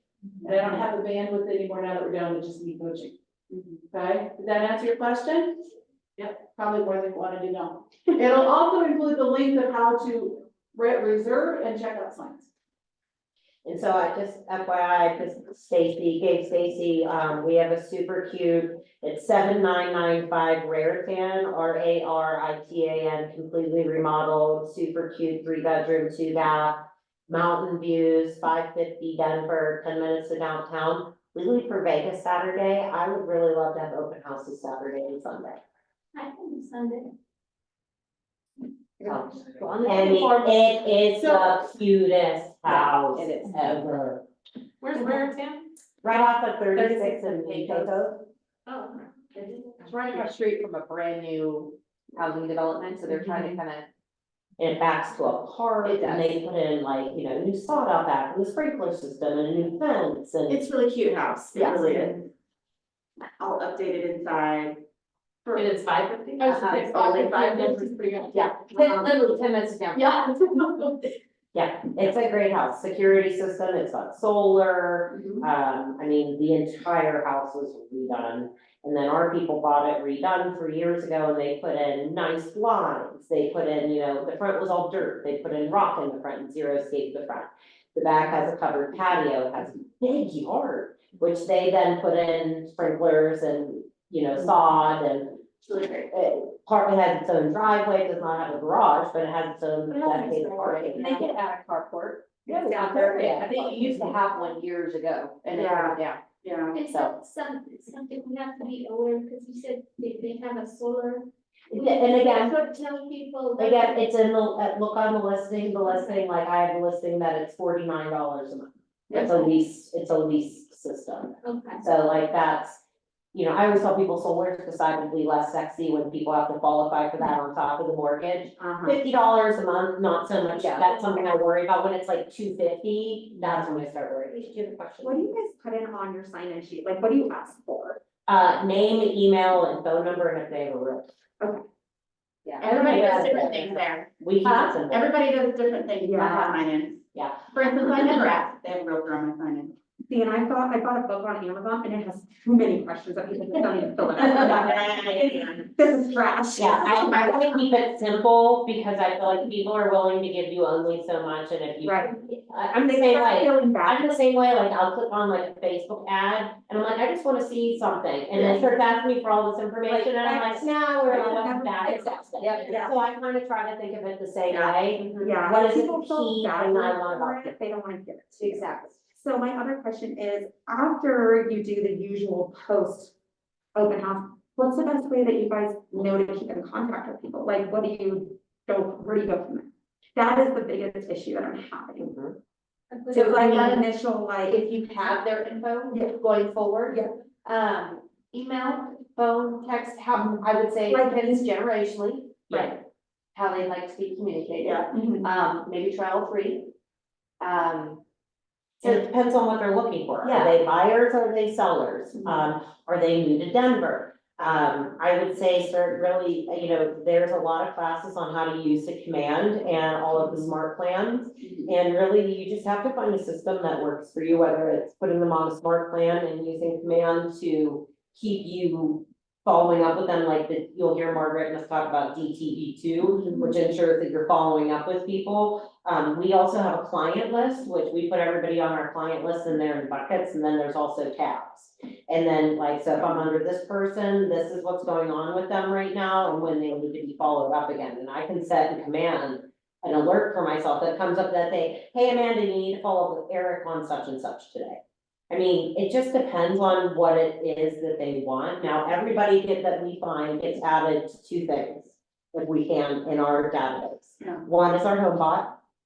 HomeBot is something that gives you sort of an estimate of, right, I'll tell you why I love it. And then the other thing is our newsletter.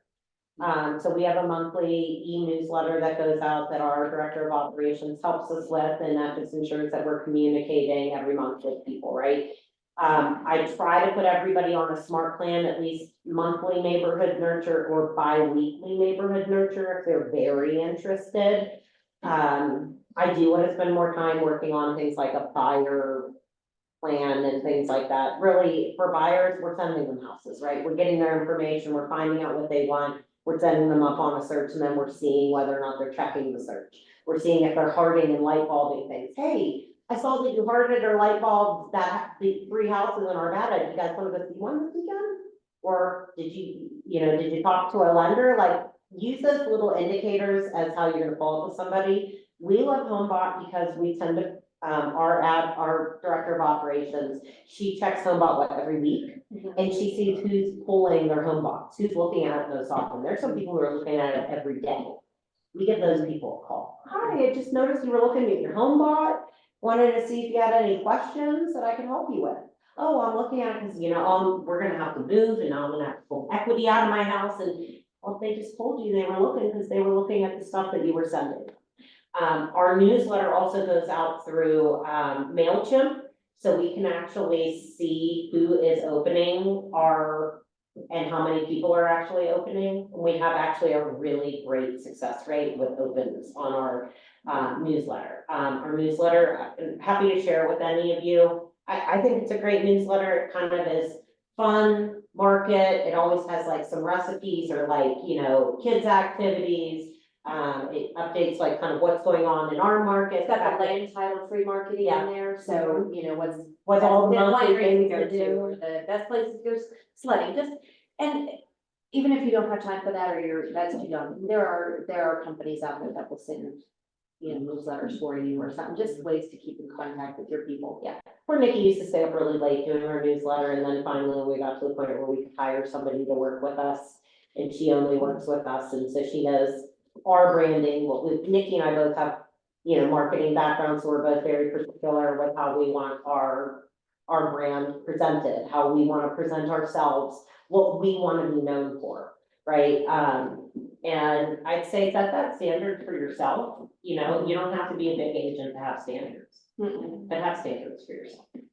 For the neighborhood nurture that you put them on, do you put them on their current neighborhood, or do you put it on the neighborhood that I they put think that- are interesting? Okay, Cause they wanna see how their own neighborhood is doing, gotcha. and what's coming on the market. And the nice thing about Command is too, you can add like endless numbers of neighborhoods to it. It's like a little. Yeah, and you can even go and you can create ones and you can even pull neighborhoods in other states. Because there's the KWLS, which is, you can pull from a more of a, It's like more the now, cloud right, KW. right. Um, And my thing is that if I can find people and if they're moving out of state or anything like that, or they have other people, I can find a way to get a referral. Absolutely. We have clients who we've moved to Kentucky, we got them the referral on Kentucky. Now I'm doing referrals for her mom passed away and they need to sell her house after probate. And like this most random little community in South Carolina, I got them 2 clients down there. Olive Branch, Mississippi, got them there. We have clients at a $1.5 million listing, they're moving to Newark, New Jersey. Guess what? Now I have people in Newark, New Jersey. Hey, referrals all day long. If you refer them out, you get that back. You never know when one's coming back to you. Okay, sorry, how do you pull up different states? So that's all in Command. I would recommend using Command, taking some of Chris Voorhees does the Command classes. To do the- So you can- I didn't that's- know we can do different states. You can look other stuff up there, because when we have clients that move out of state, I actually change their main Command record. I'll take out their old address, like say in Candelas, and then put one in for them, like in Minnesota. And then they're still getting neighborhood nurtures from me in Minnesota. I know nothing about that market, so Keller Williams is taking care of that for me, and so if they were gonna sell in Minnesota, we move people to, Ohio and North Carolina and all that, I'm still communicating with them. Cause if they go to sell and they don't have another agent, guess what, I would love to get that referral. Yeah. So just keep, the worst thing that's gonna happen is they unsubscribe, big deal. So I think it just depends on the person for how you communicate, what's their end goal. I mean, and I put notes on everybody, I try to in Command, talk to them about this, met them here, because I don't remember. Yeah, I can remember your name, and I can lose your name 10 seconds after you told me. Say that it said we were gonna go sledding this weekend, or whatever, look at land title and see where they have the 10 best places to go sledding. Say, I came across this, I thought that was interesting, I wanted to share it with you, whether it's a text, an email, whatever. It has nothing to do with asking for their business, it's coming from contribution, Right. offering something that they might find valuable. Yeah, when you do something for people, there's this like psychological response that they want to do something for you. Yes. I need a cat. That's what I always feel like. Anybody on Zoom have anything they want to talk about, add, question, comment, something that worked for you? No. This was excellent. Yes. This is what we do all the time, so sometimes we're like, what do we even talk about? Because the rest is just So natural. Hey, I'm sorry. I had one question about those little booklets that you had for your open houses that you have, with the little address book in the back, where you get those Address from? book in the back. What do you? Or like the magnet that you put on the fridge? Social media. Oh, Yeah, sorry, I didn't know what to call it. Yes. And we can send you, Yeah, we can, so it's Yeah. this, Uh-huh. I've seen really cute ones like, Nikki Garcia has ones like that that are That's about cute. wine pairings, like what you pair wine. we have with. little notebooks like this I mean, just whatever with Yeah. pages. is true to you. Where do you get the magnets? Can you make what? them on Canva? I'm sorry? Can you make them on Canva? Yes, that's where we made them. Oh, got it. She designed everything on Canva. And then we either find a vendor to have them made, or sometimes Canva already has, you know, order it here. What do you want to do with it? I don't know if they can put the magnets. I think she went through a company. But you can just Google real estate magnets or something, and they always have a custom upload option. So you can design it with your branding, your logo, anything you want to put on there. Thank you. You're welcome. Can I ask you both a question, since you both started out and then? Yeah. Yeah. When cause the branding thing, my background is also marketing, so I'm like immediately like, I have to do all this, but I feel like I could get hung up on the details of all of that, so do you recommend just starting?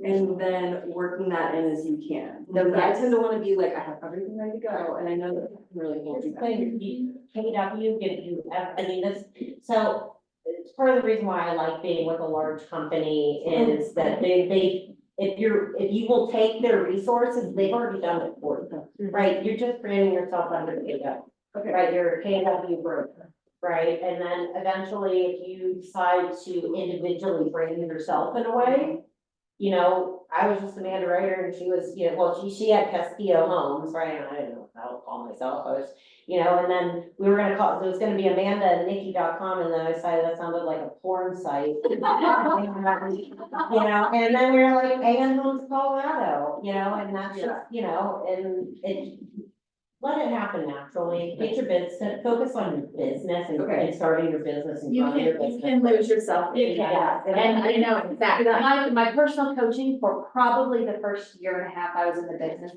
Margaret was like, stop trying to be so perfect. It doesn't have to be perfect, it just has to be out there. Yeah. And I too, I Margaret, come from an and- event where like everything is like, you don't Yes. rush it till it's ready. exactly, Let it go. and this is not that way, Okay. because if you wait till it's perfect, it's never gonna be out there, nobody's gonna know you're about it.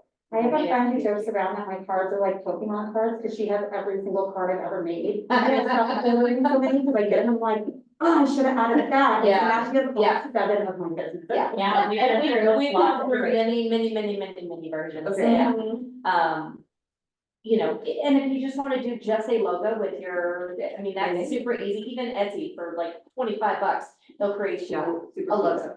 If you don't have all the software and stuff, and, you know, and that way you just got some personal branding, you can get in a transparent thing, you can always put on all your social media, which I think is huge. But I wouldn't, I could tell my past self to just get over yourself and just get out there and do it. I mean, my flyers, I would work on flyers for days, because I was like, it's not perfect. I'm like, You can get so bogged get down. the information out there. And Jim Carroll says something works, nothing doesn't. Okay. Yeah. Do something, but don't let it paralyze, don't let perfection paralyze you, and that's coming from us, and it paralyzes us all the time. Mhm. Another bold saying, progress over perfection, right? Yeah, I mean, like very much so. something. Yeah. Just get out there, Yeah. and you will continue to get Other better. bold love, what you focus on expands, focus on your business, that's what you want to expand, don't spend all the time focusing on your market, your branding, right? It kind of, honestly, I feel like ours kind of naturally came, and now we love it, and we brand the shit out of everything. Okay. Clothes, my computer, I mean, I'm like, what can I put an AN Homes logo on, I love it, right? Where did you guys get that? We have to ask our director of operations. I'll just finish. Yeah. Yeah. Like I said, my preference, we've gone through so many iterations of these, so like we're helping with the Farvada Holiday Market, which was probably, we gave away, I think, 1,000 bags that weekend, that we used them as their shopping bags. Like, I love when I walk around King Supers and I see somebody with a shopping bag, I'm like. But also, Mine have all washed off. Yeah, but we have, where's your computer? We have these little stickers, it's in my bag. It's packed away. Good luck getting it out. You can buy transfer stickers, and these are like raised gold. If you guys need them, I have a machine that makes them. Ooh. I don't need more, because I have every color line. I have like French red hot. No, literally, I put it on everything. It's on all of my notebooks. Yes. All of my notebooks are branded to me, you know, so, I mean, that's fun, right? When you get to that point, when you can do that, that's fun, but buy yourself some KW here, get your name and more there on it, you know? Get yourself a name tag, right? Just little things like that. Did you one right away? Yeah, Yeah, they stop. Who does? And we never got one. I never, So that's it. Back in our day. That's a newer thing. So when you join the Unless now, yeah, you get your starter little card. Yeah. And a name tag. Nothing of the sort. I know. Wasn't it 100? That's amazing. Yeah. That's great. And then you have time to decide on how you want to brand and make your next card. Exactly. Right. It's not about long thing, I think we're just better than. We just heard that all new people now get 100 free business cards and a name tag. You're like, what the? I was like, what do you name tag? Somebody help me. Since 2021. We missed that. Sorry, I've been here since 2018. Charles? I got mine too. And then just really quickly in closing, Nikki and I think, have truly achieved the success we've achieved because of being a part of the productivity coaching program, being a part of this office. We very much believe in paying it forward. Please don't ever hesitate to call if you have a question, send me a text. Usually it helps if you text me first and say, hey, we might have some time to chat today. We're in the North office most days. Come see us, come hang out, come ask questions. We're all, not that we're the end all be all and we know everything, but we're always just happy to share our perspective. And I think that's what makes our office so special because most offices are not like this. No, they're not. And if you do want to work that open house, come over here for a minute. Yes, like, so I would love to have open houses on Saturday and Sunday because again, I just think it increases chances of bringing somebody in. And it doesn't have to be 12 to 2. No, You whatever can do it y'all from want. 11 to 1. I'll be in Vegas, whatever y'all want. 1 to 3. I'll be good. I'll be in Vegas, whatever y'all want. And the sellers are staying at their mom's house. So literally, nobody's there. Okay. So, worth our time today?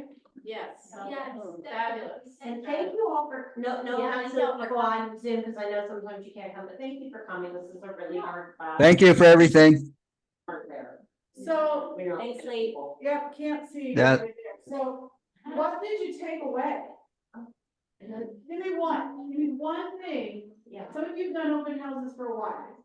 What's one thing that you're going to tweak? I like asking the listing agent if they have the marketing material for the house that they're gonna show, or that they have the open house for, so that way you can use that. Everybody has something to say. I'm gonna give you a $10. Everyone else? I know, ask question. Ask questions? Yeah, you are very natural about that, and I wanna be more. Practice. Yeah. Practice Yeah. that. Well, I think what the problem is, I'm two folks, who I get the information, Yeah. like the top, I think that's a. Have more organic, and it will be easier to get the information. Yes. So. Yeah, I like Taylor? I think just keep going, like you always need to hear that because you do have some tough days in this industry and you just gotta let them be a lesson and continue. I don't know if you'll come to Northwest Arvada, but if you will. She will. What else? For me, because I've been wanting to know this more too, was the marketing piece and marketing to like these groups, because that for whatever reason just never crossed my mind, and it seems very obvious. Good. It didn't cross my mind, so. I didn't know about it and I don't ever advertise on it, so I learned that too. Yeah. I advertise. I gave you a $10 off. I got one yesterday. Having information about the community at open house. Yeah, and guess what, here's the other, here's the other thing, when you go on, now the MLS requires us, especially for like metro districts and HOAs, to put in, the website, go check out their website. Even if the listing agent doesn't give you a bunch about the community, odds are you could probably print some stuff out on your own. Yeah. Wait, come here. What? Just realizing this is Rose. Yeah. Rose, everything. All right, fantastic. Well, So, you want to, did I already give you one? No, but I was gonna say the screwdriver. Yes. Oh, yeah. Well, I just still love you were the boss, like, this is your open house, you know. You can say no when they try to. You know what? Some people don't be afraid to learn the business standard. Yeah. If it feels wrong, This is your guy, right? so we have an agent in coaching who will probably agree with this statement. I'm not than in charge. anything today. Oh, yeah. Um, when the commission becomes more important than the client, you Yeah. lose. yeah, and people can smell commission breath. One more time. When the commission becomes more important than the client, you lose. Okay? One thing, I missed the follow-up section because I'm trying to negotiate the contract right now. But there is a follow-up plan that I found on Facebook that I ripped off and duplicated from another market center. And it literally has the texts and the emails and the phone scripts that literally start the minute they walk out the front door of the open house. It's on the Facebook page in the files, it's probably a million other places. Let me tell you, it works. So I'm like, well, I can't teach it if I don't believe in it. So Stacy and I were working in open house.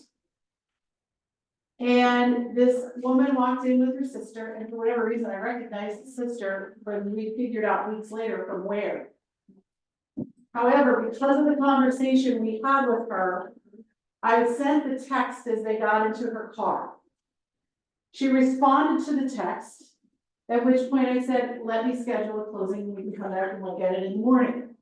So, because we were gonna re-show it the next day, because that's what the script says. Yeah. You know exactly what I know this this, is. so, I yeah. called the listing agent who I was hosting the open house for, who proceeds to tell me, well, we have an offer, we're meeting with the seller at 9 o'clock tomorrow morning, or 10, whatever. Had to be 10, this listing agent never gets up for that early. And so I called her and I said, I'm not pressuring you. But I need to tell you, this is what's happening. We showed the house, I showed her the house again that night at 5:30-ish. Went home and wrote an offer. And I went under contract for, how big was that house, Amanda? 9 something, 20. Call it $1 million. Oh, and we sold her current home for 700. So if you believe that open houses don't work, ask me about the $2 million of business I got by sending a text. And that was just a year ago or something? Not even a year ago. So it worked, you guys, and that's why I'm telling you this, because I know it works, and I know what happens. You sit in a class like this and you go, oh, that sounds all great, but that would never work for me. And then you freeze and you don't do anything. But guess what causes you to get nothing? Right? So stop being an iceberg. Right? Go crash the waves on the beach and go have a great year. And I just can't reiterate to you all enough, it's amazing that our coaching program has the opportunities for open houses. I get text messages all the time from agents and other offices. Hey, would you like to have an open house? And I tell them all the time, I don't give open house opportunities outside of my program. Sorry, that's my policy. If I can't get somebody to do open houses for me Saturday and Sunday, I'm gonna take up the Keller Williams DTC agent on doing the open house for me. I would much rather see the people in this program and in this office get that business. So if you don't have plans, or if you have ones that are not She important, wants Sunday, so somebody, somebody else grab somebody work with Lala on Sunday. So we can go out to the checklist. There are people out there that aren't in this room that are on the list. Okay, so one more thing. I promised you guys that when we talk about, these guys already dominate Candelas, right? Right? So when they do an open house in Candelas, they're doing it in their farm. But some of you are saying to me, Margaret, I don't have the listings in my farm and I want to dominate my farm. Yeah. True? Yeah. Right, so if you'll let me go for 5 minutes, I'll give you the secret.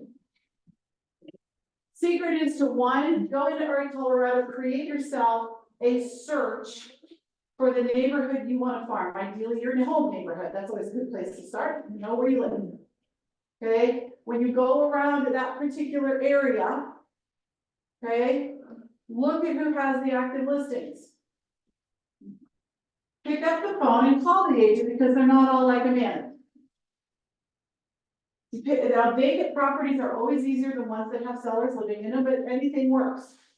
You pick up, you call the listing agent, say, hi, this is your name. I work at Keller Williams Avenues. I live in the neighborhood where your listing is for 123 Main Street.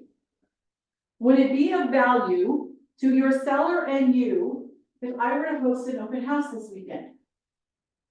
Okay, now, the trick to really making this work is to have your own branded open house. Okay, but even if you can't start there, start somewhere. Get your name started recognized by the door knocking and the other things you're going to do. So Saturday morning comes, it's 9 o'clock, you go out and you put out 20 signs. And the people that are driving from the grocery store through the neighborhood are gonna see those 20 signs, and whose name's gonna be on those 20 signs? Mine. Yours, not Stacy, okay? So then, who do they go and they're driving and they go, wow, I see all these signs from this person. Okay, then the next weekend you get an open house for a different listing agent in that neighborhood, you go put your 20 open signs out, and the neighbors are driving from the soccer practice and they see your sign. Who's the busiest agent in that neighborhood? You are. So do they know the name of the listing agent or the name of the person that's hosting the open house 3 out of 4 weekends every month? The open The house. open house, a friend of mine dominates 80127 as a result of that strategy. 80127 is Peter's zip code, it's almost as good as Atrium's or something. Okay, all I'm saying is, you gotta do the work. So if we don't have the listings in the neighborhood you wanna dominate, then go find a way to dominate it, and it's reaching out to those agents. If you're gonna do that, and they're not in our brokerage, you need written permission by email from the listing broker that your seller, their seller has given you permission to host an open house. So if you're going to Remax, or you're going to Keller Williams DTC, or wherever, you need an email saying that you have permission. And that's from the seller or from the listing agent? The listing agent can speak on their behalf. In the perfect world, the seller would send it, but let's just be real. Okay, we want something documented that you had permission to be in that house and do what you're doing. Okay? Now, if you want to be successful with that, you gotta be a professional with that listing agent. You need to make sure that that house is left in pristine condition and your communication is over the top. Okay, but that's the secret to dominating a farm through open houses. Because every person that walks, when you walk those neighborhoods and inviting them weekend after weekend after weekend to come to that open house the next day, and they see your signs, I will promise you this, they will call you. Because I've done it. We were working an open house in Arvada one day for Robin Fitz. And we were standing there and I had my logo. This is back when I had my Lego house logo. Don't ask me why we got that. It was bad, but it was there. Anyways, these 4 people walked in, an older couple and a younger couple, who happened to be parents and children. And the guy goes, "You're Margaret Cade." Yes, hi. He goes, "I recognized your logo." Because he lived in Applewood West, where you were farming, which I worked for 3 long, hard years. Okay, so if you think door littering or knocking on people's doors doesn't pay off, this person recognized me in Arvada for years later. So all I'm saying is, consistency is the key. Okay, yes, ma'am. Speaking of signs, where do you get them and how much are? So It's a great time to be thinking about that. So, good question. So there's a local sign company just over here in Arvada called S&G Signs. They do nice work. That's where I started. I'm big on supporting local when I can. Their quality of service seems to be a roller coaster depending on what time of year it is lately. Always politically correct. You never know who's in the room. Right now it's family reunion. We've been getting our signs, and the coaching signs actually come from a company called Oakley. You can find them on mykwkw.com, and that's called KW Sign Store or Red Store or something like that. At family reunion, they typically give us discounts. The last 3 events that we've been at, where they have been at, it's been a 70% discount. That's insane, right? Yeah. And so if I can get a discount code for Oakley, I will post it on the coaching page. For anybody that wants to buy signs. We bought a whole bunch last spring, yeah, because we had Taylor's sign, we had the code off of Taylor's actual sign. And I think we bought, I don't know, a lot of signs, and I think we got for like $300. Yeah, so now's a good time because of family It reunion. depends on what you're buying, I mean, you know, cause there's variety. There's the little arrow signs that poke in the ground, there's the ones that are the A-frame, the metal frames and everything are a little more expensive, but really nice to have, I mean. Especially if you work in a neighborhood where it's hard to get signs in the really grand. Yeah, exactly, We live in Colorado, it's windy. yeah, Okay, so that's, But if you list a $1 million home and, you know, the posts, the wooden posts, I mean, that's really what you're gonna want for a house like that. Oh, yeah, so we only do. the yard arms. You only do Yeah. yard. So that company, S&G, you can rent that. Oh, Yeah, we actually call them and And they you don't install our do- yard. They'll install it for you. Yeah, And then that's for $59. Oh, that's Yes. awesome. So they'll put I the am not sign putting a sign and they'll, anywhere. like, so Nikki and I, we had so many, my husband was doing it for a little while for us. He just wasn't reliable in S&G, like they give you a 3-day window, they're like, it would be either Wednesday, Thursday or Friday. Or you can pay $25 for a rush fee that it needs to get in there tomorrow. Yeah, and then they'll also, if you don't have a sign panel, they can also print you a sign panel. Like sometimes if ours are really bad, they'll be like, hey, your sign panels are pretty messed up, like, do you need a new one? But there's also, it depends, we have a couple, one we use for our non-luxury properties, and then we're luxury earned in agents, so you're only allowed to use the KW luxury branding and logo on luxury properties. So we always have to just make sure that the wrong signs don't go on wrong houses. Sorry, did I miss the name of the company? S&G signs, S and G. Signs, okay. Yeah, and they'll put the yard arms in for you and everything. I don't like the little signs in the yard, I just. Well, I don't either, because when you go out showing houses, right, and there's cars parked on the street, which is easier side? Yeah. The yard arms that are above most of the cars or the little ones that are down here? So I'm the same, I yard arm all of our listings, just because I want the visibility to make it, well, easier for the buyer's agents to find it. Bless you. Right, and then second of all, so that people can see my sign, because if somebody parks their doggone car in front of the house, they're not gonna see my for sale sign. And I also have a stipulation that they have to have little things on the top for me to put riders on. Riders. Because I wanna be able to put open house Saturday or under contract or whatever. I want Nikki also found these super cute signs that we've been using for properties, like we have one that said, this house is your Valentine. Like we have ones that are like sparkly red, white and blue, for, you know, there's one for like Christmas and Hanukkah and, you know, just St. Patty's Day coming up. St. Patty's Day, like, you And if know. you get your signs from S&G, your for sale signs, don't buy the magnets because they won't stick, because they're not steel, they're aluminum. So if you get the little magnets that say like. Under contract, Under contract, sale, or open house or whatever, they don't stick to the signs. Yeah, that's why I like the riders. So do they keep your signs and they just They store automatically it. warehouse them and then they? Yeah, we try to keep all of our riders and like, and all of our little like, you know, magnetic numbers for open houses and all of that. Sometimes they'll pick our stuff up and then we have to get it back from them. A lot of times we'll just take it off and put it on the porch.